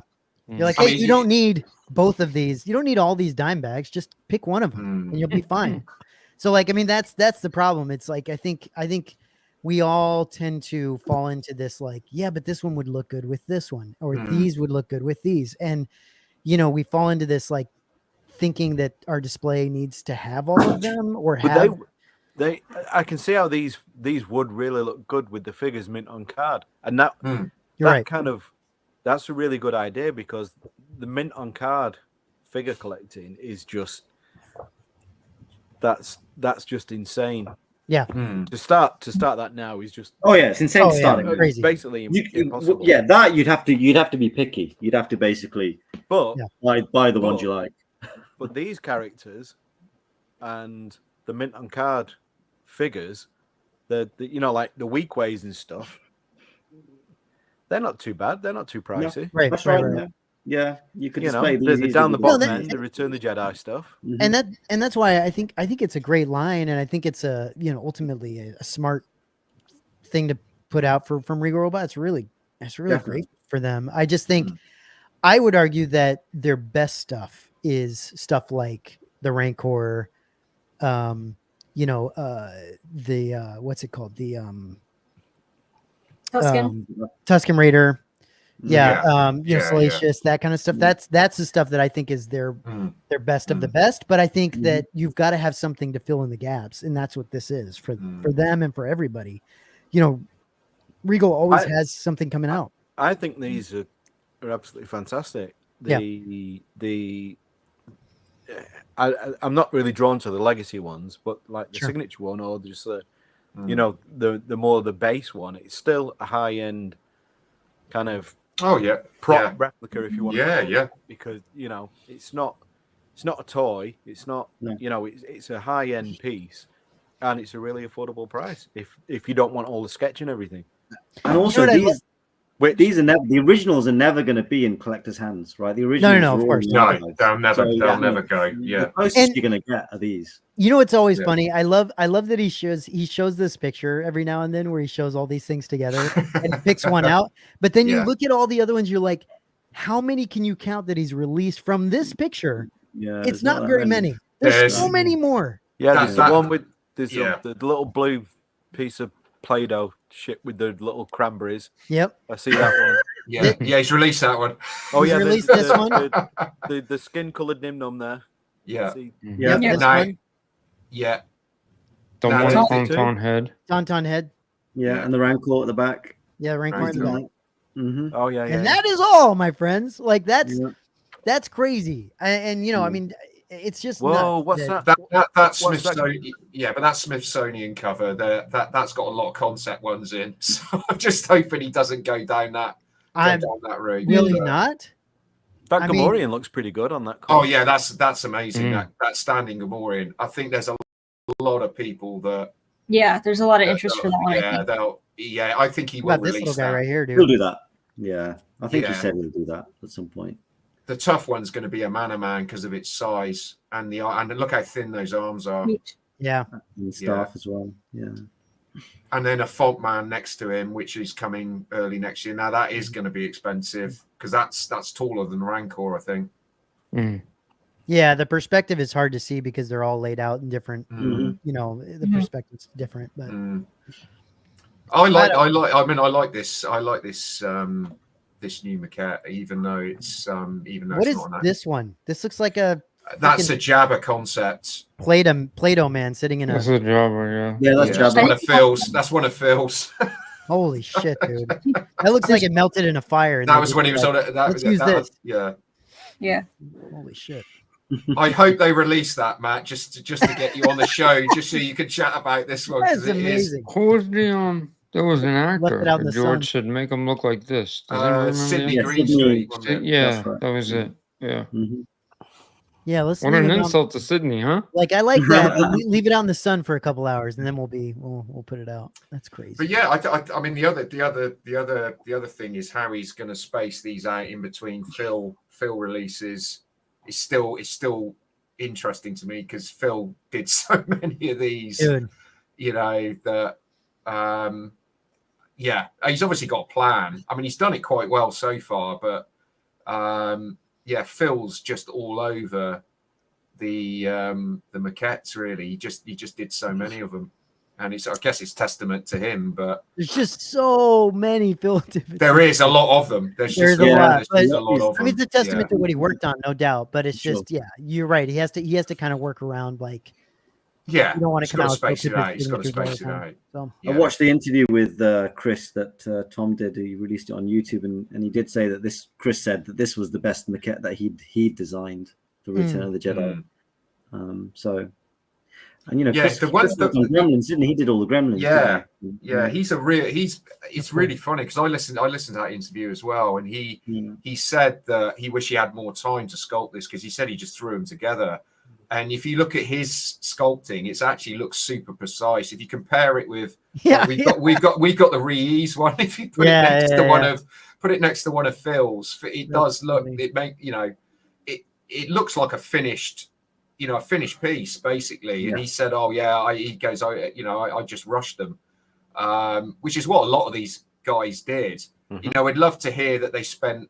We spent weeks and months designing it. They were knocking them up in their lunch break. It's crazy. And so Yeah, it's freaking nuts, dude. I honestly, it's amazing, man. It's amazing that just keeps going and going and going. I mean, it's great, but holy shit. I mean, check this one out. There's a good one. Look at the size of that. Yeah, he's a hefty one. That is big. That is big. Yeah, that's crazy. It's crazy, dude. I it's just amazing. They are fun. I really love them. I think it's just tapped into it just ticks every box for me. This line, Yeah. Unfortunately. I mean, I get it, man. I get it. I do get it. It's understandable that you guys. Tony, was that a legacy or is that a... Yeah, that was the. What did they do? That's the sketch. 2 or 3 types? Just 2. Two, Legacy and a signature plaque. Yeah. I don't know if you can see that. Yeah, it's cool. Very well. Yeah. It's a lovely. I mean, the legacy ones, I'll probably just dip in it. I didn't go for the legacy on this because I wasn't a big fan of the artwork. And to be honest, I'm at a point same as Palm where I'm just going to display them without the plaques. They look better actually without the plaques next to them. So it's a tough one, isn't it? Because I had the foresight to know that I wouldn't want the plaque of the drawings and all that kind of stuff. Yeah, but at the same time, you're like, well, I might as well get the best version of it as I can. Well, and some people like Far from Industrial says, I'm only getting the maquettes that are full body. No bust so far. Still debating the Gamorrean guard, but having the full body version. So it's interesting. I mean, you can work around. You can have a bit of a thing that you're working around to kind of collect some of these, which is smart. Unfortunately, a restraint around this line is something I don't have. Yeah, which understandable. Well, I'm not picking up any of the prequel ones, so I'm not going near. Yeah, I'm hoping Tom releases a few more prequel ones so I can pass on them. Yeah, I don't know what prequel ones they would do if I'd be interested. Like I don't know. They made hundreds of them. It's worse than the Return of the Jedi line. They made hundreds of them. Awesome. Well, like a mall or something. Like if that exists, I'm ignorant. I don't know if it does. No, they didn't do it. No, okay. I don't think they did. Well, it's safe. Good. Cool. Yeah, it's gonna be a deep line. That's all I'm gonna say.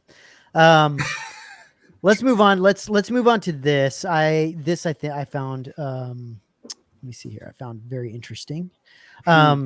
So this is a continuation of the what is it? The Galactic Archive.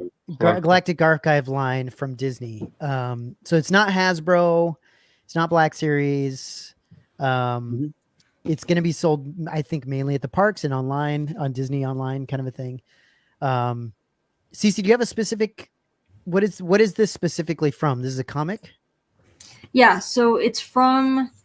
I don't know if I remember the name of the comic. It might have been just Kylo Ren, because I think I remember it coming out, but I didn't read it. But there's a character called Ren who was the original leader of the Knights of Ren, and this is his helmet. And they're also releasing his lightsaber hilt. It's this super neat. About this Ren character. Yeah, before at the time Ben Solo killed him. It's not going to appeal to everyone for that reason because it is a kind of obscure comic book character, but I like that they're dipping into comic book stuff, so we're not seeing the same sort of releases. Like I saw, I think yesterday, someone photographed the Disney Park sabers. They just came out with an Anakin. They're calling it the Jedi Apprentice, so I think it's one of his sabers from the prequels. Yeah, very small differences. So I kind of like that they're doing more they did they've done things with the books, I think the High Republic, so this time they're doing something from the comics, so that's different and interesting. Not for me though to purchase, but yeah, I mean, it's a fun one to follow on from C-3PO though, isn't it? I mean, it's interesting. When I saw this particular image, I for some reason I thought it was somebody had photoshopped it, and didn't. I'm not familiar at all with this helmet, so it's a real deep cut, I think. It's interesting because Jason and I were talking about this earlier or yesterday, where the C-3PO head I thought was such a great release because it's something that looks good, it feels good. It's like you can take it apart, you can see the insides. You can actually like add wires yourself if you want to make it even more accurate and make it look cool. Like that's really cool. I wish they would continue going down that road of like making things that I don't know. I mean, I don't know what there is to like what direction there is to go down that, but like this just seems like a little bit the same as like a Hasbro, Black Series type of thing. And I kind of don't get it, but I did really like this. Also, the branding of it, of it being Galactic Archive is a little bit right. I would have thought there would have been perhaps, replicating stuff that's in the archives, but I guess they're not using archive in that way. Right. Yeah, it's an interesting one. I don't know how many people are going to pick this one up compared to C-3PO. I mean, that sold out very, very quickly. I know. Did any any of you guys get the C-3PO head? No, I have the sideshow bus, so I didn't pick that up. But I know a lot of people did, and for the price, it looks amazing. It's so I haven't opened mine yet. Where I'm waiting to do an unboxing with CC. I think on that. Yeah. But, okay. I'm excited to open it and check it out. I'm actually excited to display it as it is for a while. I think Jason and I, CC, I don't know if you want to get in on this or not, but we might end up doing a show even where we walk through doing the wires and actually like showing how to do not that I would know anything, but like Jason is going to help me do it. And because I think that would be a really fun thing I would love to get that done, in a cool way. So, but yeah, I find that to be, I just think that was a really fun release. I know Jason was mentioning that he was kind of frustrated that like, why make it 10% smaller? Like, what's the point? There's no need to. Yeah. There's no need to do it, right? So like, I don't get that. I don't understand why it makes any sense to do that, other than maybe saving yourself some shelf space. I don't know if it just doesn't fit shelving at the park. It could have been completely 100% accurate to size. I don't know if it's like something. My tinfoil hat theory is if they did that to kind of deter people from trying to make it wearable for the licensing aspect of like maybe they're only allowed to do it because it's not wearable, like it's a static prop versus a costume, or to save on shipping. They did it themselves, didn't they? Yeah, it's Disney though. That's the weird part. It's like, can't they do that? It's like right on the cusp. Like I took the face off, and I took like the brass eye, and I mean if you give it a nice, it'll go in there, but you'll probably scratch it up. Yeah. But it like just barely fits, and then if you put your hands inside and just kind of go like this, like from the cheeks, it's almost full size. So the part where it's smaller is the eyes are smaller, and then this part of the cheeks are narrower. But the head and the mouth and everything else is pretty much correct. Interesting. So it's just, but you can tell it was and it was by design. It was intentional. Yeah. So it's kind of a bummer because again, at $100, I think after tax and shit, right, at $150, $160 for a vac metallized or chrome gold 3PO, like you can't go wrong, right? But they could have just put the little extra effort in. But it also makes me think with these other helmets, like if you take a Block Series helmet and you compare it to let's say like an MR, they're like 99% accurate in size, except for the Vader. The Vader was really off because its figure is so big naturally, but like the Stormtroopers and things like that. I mean, size wise, maybe not detail, but size wise, they were about 98, 99% accurate. Yeah. So it makes me wonder, even something like this where there's nothing to compare it to, makes me think like, is it gonna have these weird subtle variations that don't make sense, right? Which I don't know. Yeah, that's interesting. I think it's really good fun seeing what people are doing with the modifying them and rewiring them. I've seen a few on the groups that have that have done a really good job with it, rewiring it Mhm. and just having some fun with the weathering and that. I think it's a really great offering. It really is. Yeah. And the great thing is the two sheets above the eye and the plate on the mouth is some type of metal alloy, and then the rest is plastic. I wish they did the whole thing metal, but when you take the plate off, this 3PO's face off, the plate over the mouth and above the eyes is metal. It's real metal. Mm. Like, so it would have been nice to have the rest of it not plasticky, because then you can, like they can not only switch out the wires, but drill hex screws and everything. Just give it that real, for cheap money, just modify it, and give it that real fun Right. look, Well, okay, move. So that it'll be interesting to see where that line continues to go, like what they come out with, and if it follows the same, if they just keep doing these random, I don't know. Are they gonna go into the comic series and find random things? I just let's get a 000 head.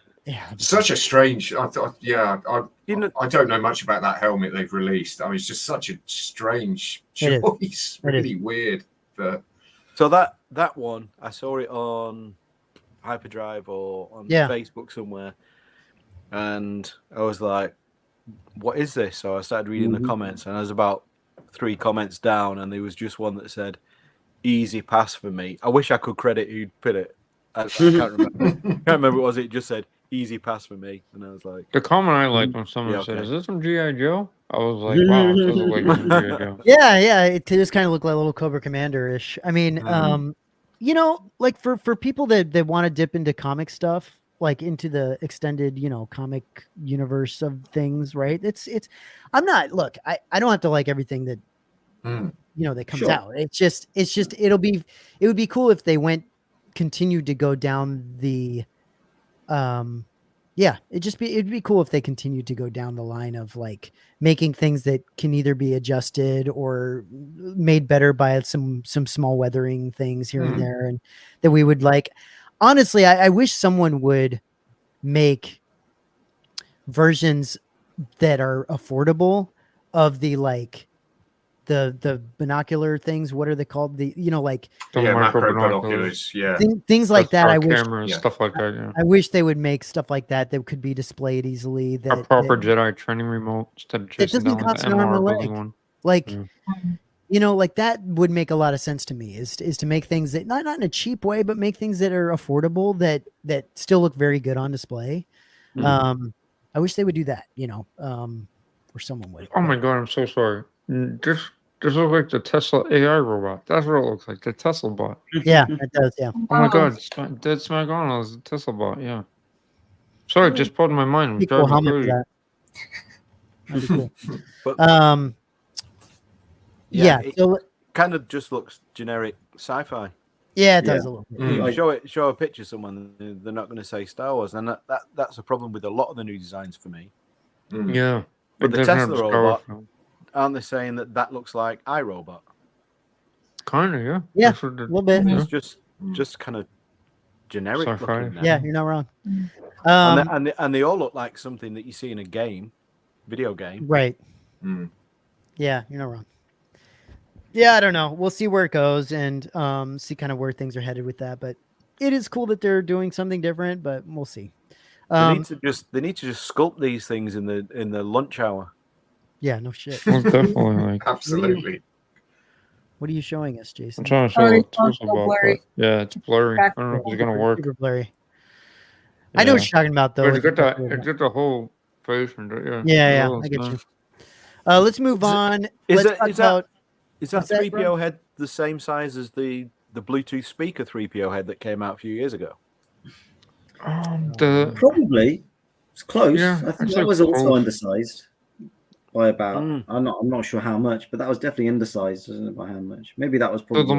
If you take a 3PO head, the mouth on the Galactic head is bigger. Eyes are smaller. The pin at the top is a little smaller. The only thing that's accurate is the things on the side. They're about 99%. The cheeks are narrower, but the head and the back of the head, the dome, are all pretty accurate.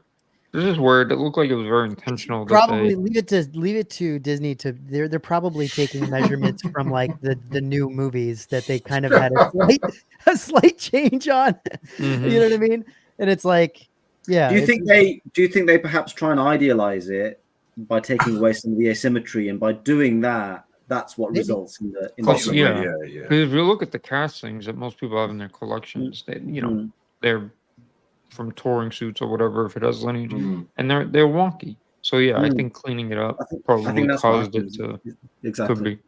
But see, what Cece said also makes sense, like to possibly divert people from making a run of it, or Maybe. All right, so moving along. We're gonna go to something I think CC can actually really dig into, which is CC. You put these went up yesterday, correct? Yes. You put these up like Wednesday or Thursday or something like that. I thought these were pretty incredible. I didn't pick these up, but I did really like them. I thought they looked really good. The thing I will say that I wasn't sure about is the text on these was an interesting choice, where it says every saga has a beginning, every saga has a middle, or whatever it is. I wasn't sure about that, but the actual like the graphic part of it is freaking pretty. It's incredible. Yeah, that's nice. I like that one. This is the one I got from the 3. It's really nice. I was tempted to get the set and think, one day when I have space or something like that. That's just I'll get to that when I get to it eventually. But I got this one in the lenticular because the only beef I had with this set, because I know a lot of people were really excited for this, so I thought it would sell out really quickly considering all the hype about it, is that they made these in a 24x36, so they're huge. Yeah, they're big. I know stylistically it's got a lot of negative space in all of them, which is what makes them really cool, but I don't know if they needed to be that large. They're huge. I was hoping that they were going to be like 18x24, but the lenticulars were 16x24, and then the art print, the actual Giclée paper versions, were the 24x36. And I bet they thought the same thing, probably Acme, maybe, because I found out kind of late after I shared all of those that in January, is it January? I think it goes January to February, but Epcot at Disney World, they have the Festival of the Arts, affectionately referred to as FART. And they are going to, it's one of my favorite festivals. Naturally, they are going to have a select number that are going to be 13x19. Oh, for these. Set. See, that's smart. So I don't know if I'm going to end up trying to just get those. Yeah, but at least I think the most successful lenticular was actually the Phantom Menace one. Mm-hmm. I like that one the most, but it's got the lava coming up higher. Yeah, this one has the lava coming up higher. Yeah. The one I got goes from them having like a static pose to like the actual blaster and the lightning behind him. Yeah. But I thought this was a really cool set. It's really cool. Did anyone else pick these up? Think about it at all? No. I did see them. They do look good. Yeah, they're cool looking. Yeah. Was tempted because all the prequel guys, but and these were by Phase Runner, and I can't remember what the edition size was. I think the lenticulars were more limited than the paper ones were. Chris Millen said these prints sold out super quick, and you missed them. Yeah. I think they did a pre-sale on Thursday, and then the public sale was on Friday, and I think some of the sets lasted a bit longer than I thought, like at least 10 minutes or so. So, but yeah, they don't bottleneck stuff. They don't tend to stick around. Yeah, it's not as crazy. It's not as crazy as Mondo, or at least Mondo used to be. I don't know if it's used to be. Holy shit! Lately, it seems like it takes quite a while for anything to sell out via Mondo. Yeah, Mondo used to be like minutes. And now, so I think Bottleneck has gotten to, not to that point, but they do sell out pretty quick. But this set was fantastic. I was tempted to get the Revenge of the Sith one because of the Blitzway. Oh, of course, yeah.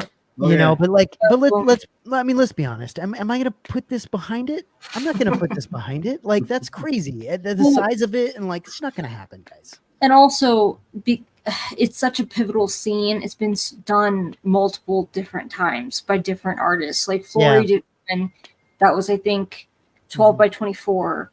Kevin Wilson did one that was also 12 by 24. So it's not like a undone. Actually, Phase Runner, he did one.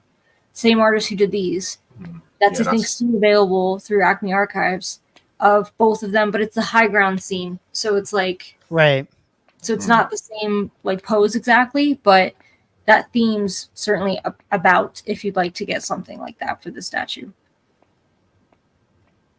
It's just cool. I love it when they do the whole like the characters are in the same kind of spot across the three different, you know, they have the same kind of negative space in them, and it's just really cool. I thought this was really well done. Yeah, they're good.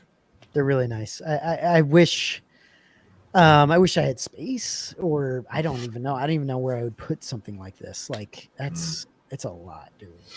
I mean, CC, are you just putting things now in portfolios? Yeah, it depends. Because there's some that I still plan on putting on the walls because I do have a little bit of space. Okay. Like mentally, I feel like I don't have space because in my mind they're already taken up by things that I just haven't gotten framed or haven't put on the walls yet. Yeah, sure. Yeah, and also that was another aspect of like what I was thinking about with those is like the lenticulars are acrylic. Yeah. So you can't put those in a portfolio, even if you're to long-term storage, what's that going to look like kind of thing. But there's some I know it's going to be a minute before they come out, but I am going to probably just do the spotlight displays where you could swap them out. It's like the bracket that goes on the wall. So that's a good idea. Because there's a few things that I know are coming out that I'm not going to have space for. And you got to be careful doing that, though. That's kind of terrifying. So there's an artist who used them at San Diego Comic-Con. He used them without any like acrylic. Yeah. So putting the paper in the brackets, and they're fine.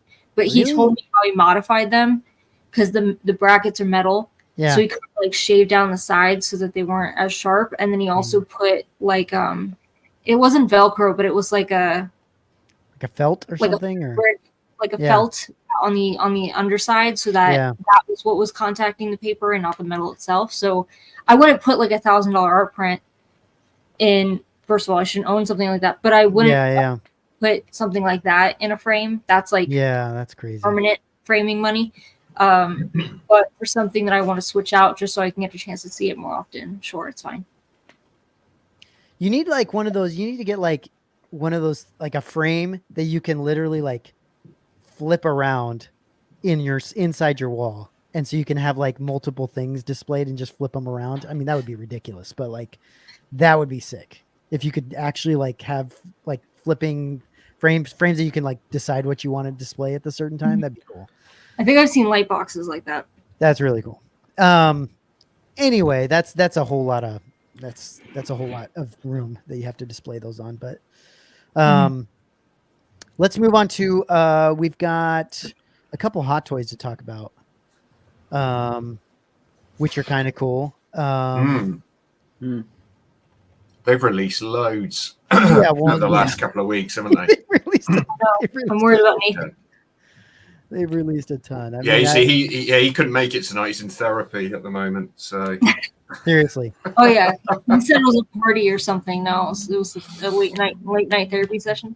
Yeah, that poor bastard has there's so many things for that guy to get. I mean, I just feel bad for him. Because we've talked about this how many times. It's so frustrating because Hot Toys look great. Yep. They always look great. They always come out looking fantastic. You always want to get something like this, but my gosh, they are just, it's like a fire hose at the moment. Everyone's favorite holographic. It's ridiculous. They're putting holograms with the freaking robots now. But this is cool. What's this guy's name again? Chopper. That's right. It looks great. They released the Ray Stevens was it Balin's skull, I think it is. That looked Yeah. pretty good. That looked looked- really good, actually. That looked Yeah. really nice. That looked really nice. Yeah. Yeah, we're gonna look at this one, and then I think Sidious came out looking pretty good too. Yeah. the That was Balen a skull good one's Clone nice. Wars. Yeah, that Bailey. Yeah, I saw. I thought that. Okay, yeah, they did a great job on that. Yeah, this is killer. I mean, I don't know really what to say. It's It's not diecast, is it? It's. I doubt it. No, it doesn't look it, does it? I doubt it. I don't. Are they doing that with some of these droids still? I mean, they did it with with R2 a couple times, but Yeah, I don't know whether they would with this one. It's probably. I think only that- the dome was die-cast with R2. yeah, the right? dome. Yeah, that looks Yeah. great. These look great together. Yeah, it looks good, doesn't it? Yeah. Yeah. looks Didn't the really- Grievous have diecast parts? I think the one that's coming, is Okay. going to have some Yeah. die-cast. And as does the C-3PO, some of it's die-cast. Mm. The 000 has her diecast. Yeah, diecast in it. Yeah, again, I think that's the same as the C-3PO. I think there's elements of it that are die-cast and elements that are still. There's one for I you think, there, I think, Matt. it, I There's think one it for- helped the figure, like the quality and integrity of the figure. I think it helped. Definitely. Mm. Yeah. They chucked a Grogu in there. I there know. for you, Matt. Yeah, little Surely that's got to push you over. Surely. piece of shit.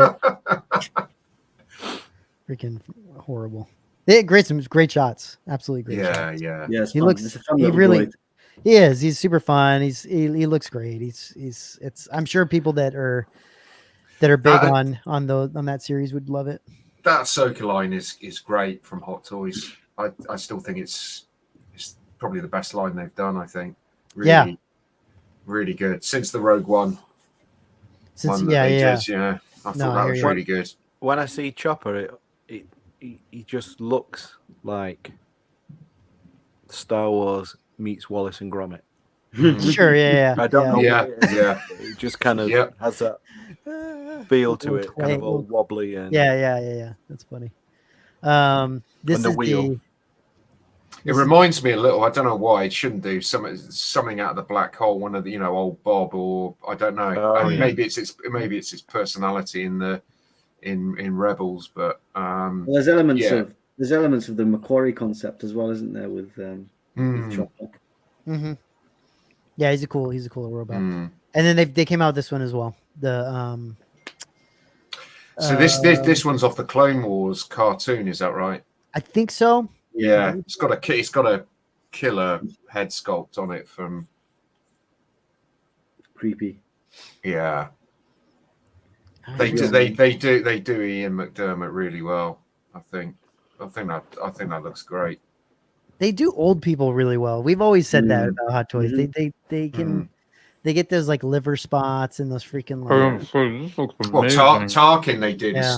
is still one of the oh Tarkin's Tarkin's still yeah, it's really incredible. amazing. Yeah. yeah. Tarkin's one of the best. Let me see if they have a head sculpt one in this one. They do great with just old white That could be. guys. Not a fan. Yeah. Yeah, I'm not a fan of these bases. They just add way too much height. Yeah. And they're big as well. They're too And they big. didn't display well with the older figures. Mm. which But came with that head bases. sculpt is It's pretty is crazy, man. incredible. Yeah, it's incredible. It's pretty nuts, dude. Is the base all plastic? Is that what it is? Just Yeah. like hunk of plastic? Yeah. It's plastic and it adds a few inches to the height, which Dude, makes that it face sculpt is crazy. Killer, isn't it? It's pretty Yeah. killer, dude.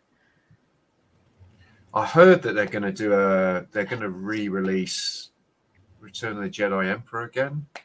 Oh, really? I think. I kind of heard looks a that bit somewhere. Gary Oldman to me. There is there is a little bit of it in there. I Mm. don't know whether they've crossed that because he's from the Is it- cartoon. They've Is narrowed it because his. he's supposed to be younger? Is he younger? I mean, he's supposed to be, right? In the Clone don't Wars? They've done that thing that they did Yeah. with the Bad Batch, though, haven't they? They've humanized this sort of cartoon character, and I think they've tried to sort of do that a little bit with this one. It isn't sort of. It is Ian McDermott, but I think they've sort of sharpened, maybe narrowed his face a little bit. I don't know. Something's Looks good with the hood on, too. does does look good. Yeah. I mean, geez, dude. Star Wars: The Clone Wars. Yeah. I guess it depends on if you want. I mean, yeah, it depends on if you want. If you are picking up every single Star Wars Hot Toys, Nightmare. they have released. I mean, there's a whole tranche of them they've released in the last few weeks. Troopers, Clone Troopers, like the Ahsoka. Maquette line. Yeah. I thought the Regal Maquette Robot line was Maquette bad. This is Nathan's Maquette line. That's the problem. Yeah. Rob, are you still doing the Hot Toys? Are you still doing the Hot Toys? I've not got any for a while, but I still have a bunch of them. And they're out on display, and I love Hot Toys. Yeah, they do such a Yeah, good they job. are. It's so hard. They're so amazing. They really are, and they're getting better and better. I'm holding out for an ESB hand. I think that's one I really want. I'm hoping they'll probably release it. The Chewbacca with 3PO in the backpack. Man, that figure looks amazing. Yeah, that was good. It's expensive though, like $450 or something, right? Yeah. But if you're only picking up one, a few here and there, then you don't mind. It's like two figures in one. Yeah, that one. I think that one's gonna do well. Those are all the things we say about the Maquette line. Exactly. Yes. Dude, you couldn't pay me money to get back into Hot Toys. I just Well, can't. I can do it. I can't afford. I can't. Yeah. I mean, it's tough, and I mean, I've quite often thought that the way out for me, if I want to free up some funds and spend on other things, Hot Toys would be the thing to sell. Yeah, but I find it so difficult to get rid of them because they do look great on display. And I thought I'd made a breakthrough by stopping collecting. I shut the door on Hot Toys and then jumped straight into the warm bath of Maquettes. Oh my gosh! Hey, so you know what would be really good if they brought out Hot Toys version of all the Maquette monsters. That would be amazing. They were I mean, good together. They need to start doing stuff like that. That would be. I think Sideshow are probably because they've jumped into the. I think they look pretty cool. I'm not sure about the price on them though, particularly if they release them with the body, their sort of body type they use with some of their figures. But so, Tony, you're just out of the pot into the front. Well, yeah. I thought I was clear. I thought I was free and clear. And then Tom was there just laughing. Say, have some of this. He's like, you stupid asshole. I'll get you right here. Yeah. Absolutely. Does this thing have the eyes thing? I'm not sure. I don't know. Move the eyes. I don't know. He looks like he's looking straight up. I don't think he does. They're doing it more though, aren't they? Doing that more with different figures now, like. They seem to be doing it on standard ones because it used to be a DX feature, didn't it? Right. But they seem to be doing it on pretty much every release, but I'm not sure with this one. Cool figure though. Yeah, very cool. I mean, geez, I feel for Nathan. I really do. It's I not. don't know if he's picking this one up or not. I don't know. I'd have to ask him before on. That poor I bastard. think he mentioned he was, but he's just going into tough if you're into the prequels and the clones and stuff because they've definitely been filling a gap. Dude, I looked at his pre-order list and I was like, bro, are you mortgaging your house to buy those? Like this guy's got, I mean, I think we did a thing a while back ago. We were like, show us your pre-order list. And people put up like 4 or 5 or whatever. And then Nathan puts his up and it's like, bro, like a quilt. it's unbelievable, dude. It was unbelievable how many pre-orders he had. He was probably holding back as well. I know. He probably put a bunch up and was like, this is embarrassing. I can't keep doing this. Tony's got a want list that's like that for the maquettes. Yeah, yeah. God, I know. Holy shit. That's the thing. At least I think with Nathan, he's focused on 1/6. I mean, he does pick exactly. the statue here and there, but at least he's got that focus. Whereas we're dipping into we're in models trouble. and Exactly. We're in real trouble. Yeah, that's the problem. Exactly. Yeah, and not to mention the things that a lot of us spend some money on here and there are just. I mean, if you think about like a Blitzway statue, it's a lot more at one time versus.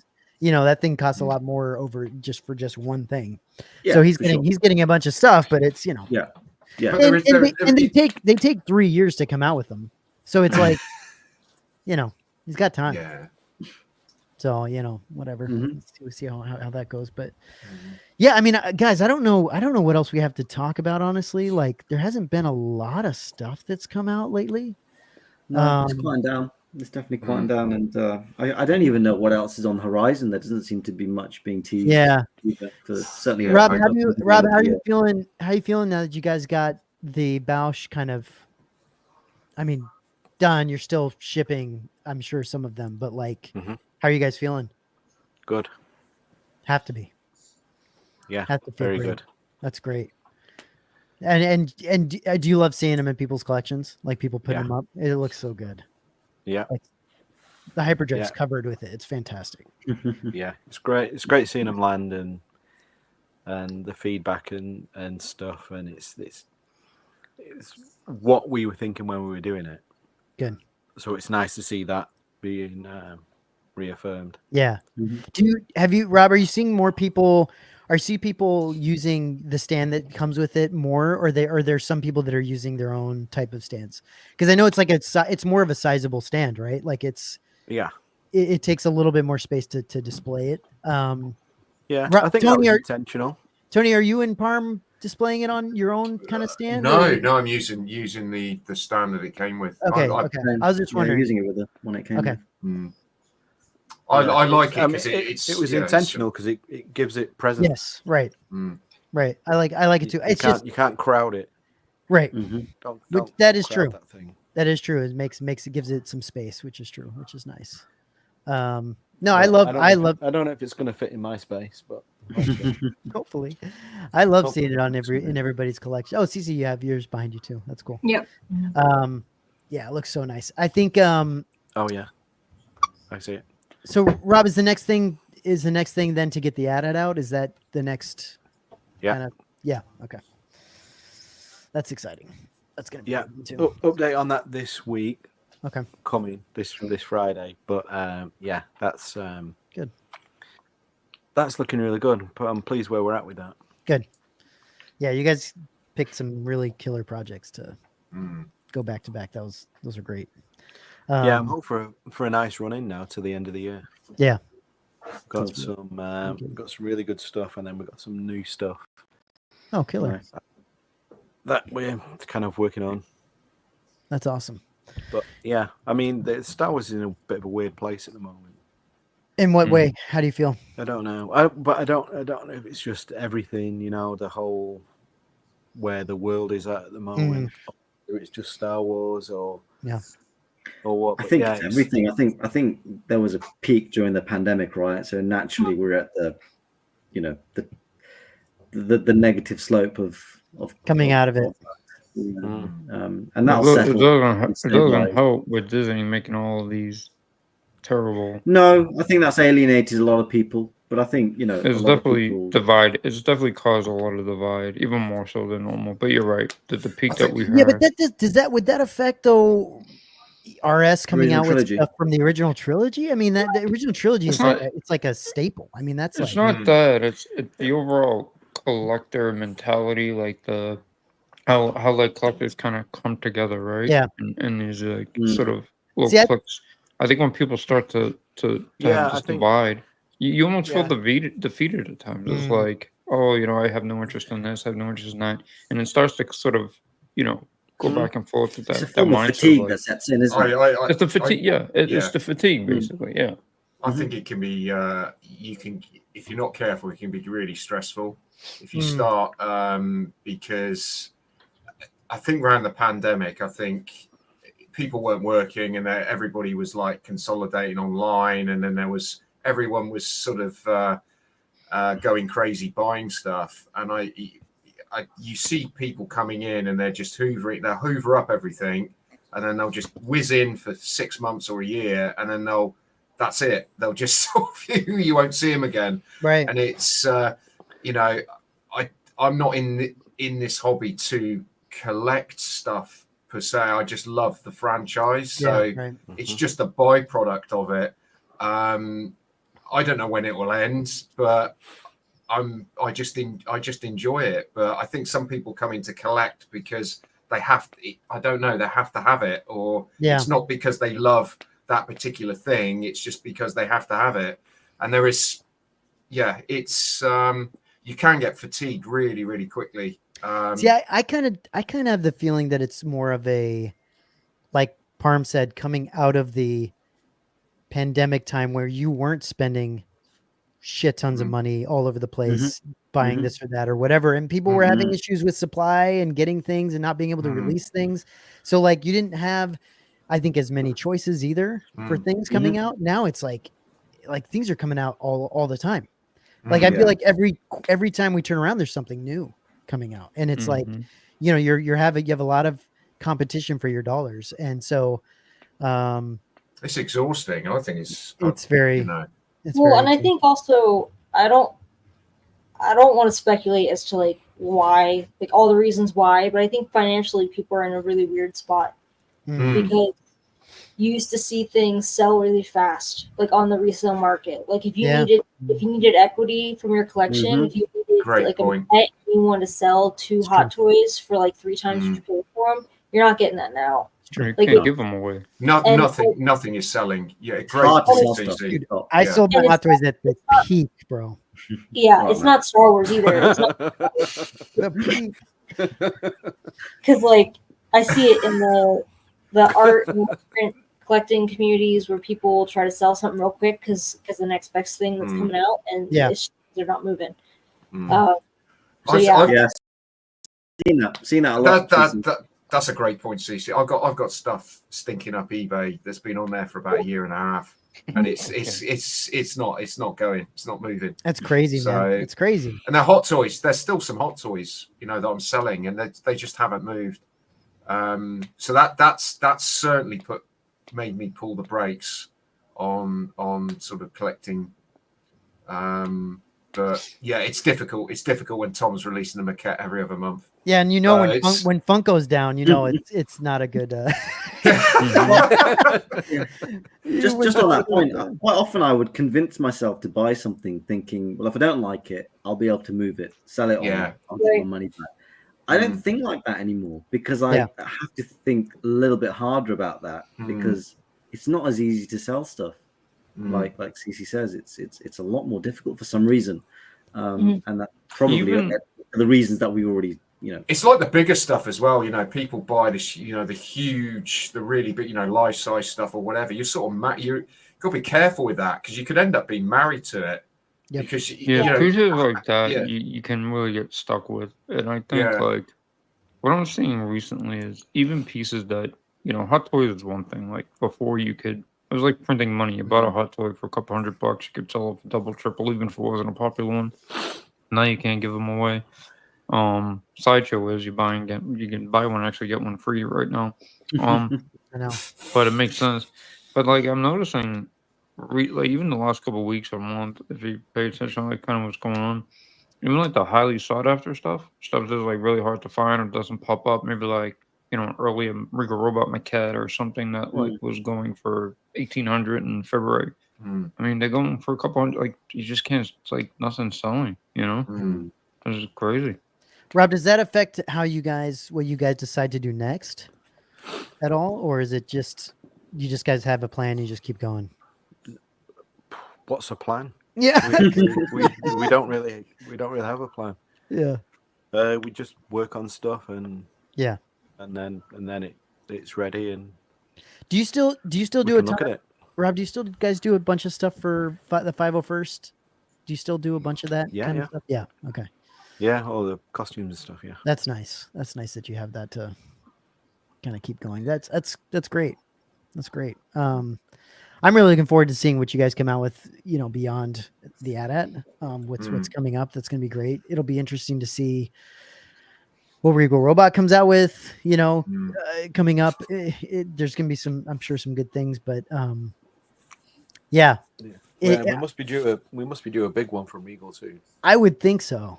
I would think there's got to be something that Regal's cooking up. Well, he's done the Wampa head, hasn't he? So I mean that's but those are Tony. Those are I know what you're saying. Yeah, when they do it's like very limited the amount of it's like such a small group of people that can buy that. They even would put that in their house. Like it's We're talking for like the a year, life size. You're talking like a Tuscan bus size. Yeah, We need something. that's- He hasn't done anything like that for. Well, yeah. I think he for Yeah. the year, I think for the year, we've pretty much seen what we're going to see from Regal. Maybe Yeah. something other pop up, but we're going to see that next big thing planned. I think early, probably as the winter kind of kills over and turns to Mhm. spring. But I I also mean, think, the slug could be the slug puppet replica is probably going to be expensive, right? I mean, that's huge. Yeah. and Yeah. that's an interesting piece. But I think when Yeah. you talk about like the market, right? Like selling things, whether it be hot toys, maquettes, whatever it may be, right? I still feel like the companies themselves, like you have RS, EFX, Regal, they're not. I don't think they're really being affected in that sense because Mm. it's very specific. People know what they're buying, what they're getting, what they want. I think it's more or less like the people, like Tony mentioned, the people that were swooping in, during the pandemic, just kind of having nothing to do, buying up everything, playing catch up, all of that. You're not seeing as much of that anymore. So Mm. there's a lot less competition on the secondary market, and it isn't driving Mhm. prices. Like when I started seeing the Regal Robot Java maquettes reach $1,800, I was like, "This is bananas." It's crazy. And then it only lasted a couple months, and now they're Yeah. back to, I think you said it, Jaden. You didn't the original one go for less or something on Prop Store? Oh, the actual when the original one that sold at auction because that particular version Phil had made too. It went auction 10 years ago for just a little bit more, just Wow. like I didn't know that. a thousand or two more than the what people selling the replica for. That's crazy. But seeing like EFX, they made some releases like the signature Luke Kilt, even though that was an old release. Interesting thing to do. I mean, those pieces are all still selling very, healthy. I think RS, Regal. I don't think they're really going to have any problems. It's just a secondary part. People who were buying, like you said, Parm, the idea of like, hey, I'll get this piece. I don't know if I get tired of it or it takes up too much space or it just doesn't fit anymore. It's okay because I'll just offset that. And, Yeah, right. those days are you really have to think long and hard. And then if you get yourself like a Wampa head or a Tauntaun head, I mean, Yeah, well, how do you, Well, you're married. I think you're married. You are. You're married to it. You are married to it. You're married to it. I thought I will say that I thought a little bit of the same thing when I bought the Chewy. I was like, how would I ever sell this? Like it just seems like ridiculous. But that thing, man, people want that thing. People want the Chewy. The Chewy bus. It's also fairly light for the size. He was, yeah. It's not. It's not heavy, is it? It's not. Yeah. But I don't think the Wampa bust is like crazy heavy. I think it's like it's just big. It's just logistically, and it's also hanging it is difficult. And it's like you have to put that in a space. Like my wife would never want me to put that anywhere near like civilization, right? Coming into the house. So I mean, it does have to live in a certain spot, right? Or else it's just, it's ridiculous. So, yeah, I think it takes a certain room to be able to display some of that kind of stuff. Sure. But I think you're right, Jason. It'll be interesting, kind of moving forward, what we see happen with some of the secondary and all that stuff. But, I don't know. I mean, did the prop store auction happen? It's happening. They've released the catalog, but I don't think the auction's until mid-November. Is that with the Yoda cane? Is that the one that I'm hoping Jason and I, maybe CC, maybe we can get some other people on to do a kind of overview of that. Even if it's after and just see what things went for, or if it's before and we talk about the prop store auction. I have always enjoyed those where we talk. I would love to cover an auction again for sure. Yeah, that would be super fun. So maybe we'll try to do that again because they do have some interesting pieces going up. The Yoda cane, is the Yoda cane like the Yoda cane, or is it from like something? It's one of the Yoda canes. I think Return of the Jedi, which by that point they probably had 10 of them, 15 of them. Okay. They probably had grabbing They've got some cool stuff from other franchises as well. Aliens. I noticed Stephen popped up the is it the one out of the Highlander. He had the full costume. Is it the Jurgen? The one, the main villain. That looked really cool. Kurgan. Yeah, Kurgan. That's it. Yeah. Yeah, I've seen that in there. It's it looks great. Yeah. Rob, is there anything that you guys are interested in at all, or? I've not had a proper look. Okay. But I think is there a day of music? Yeah, memorabilia as I was well? just going to say that's another interesting element of this particular auction is there's a lot of music memorabilia. There's a ton of Michael Jackson stuff and Oasis cool. stuff. I've not looked through that element of the catalog, but I was quite interested to look through that because that's kind of cool. Okay. Well, Handwritten we'll have pieces, to we'll have to Michael. cover that because that'd be a lot of fun to talk about and go through. I think this replica cow is in there for 2,000. Yeah, Is it? there's some Batman stuff. Yeah. Yeah. The one I bought for 300. Oh, right. Yeah. Yeah. Yeah, That's cool. I'm Who interested to made- see what that goes Who, for. who made that? Warner Brothers. All right. Yeah, It's really it was. nice. I think they only did like 100 of them, but they sold out really fast. And I think Did- someone sent it to me that they saw it in the catalog that it was the same one that I have. That's cool. Oh, it's the same one. Oh, wow. Did you Yeah, ordered you it's you, not- you ordered the Anavos one, right?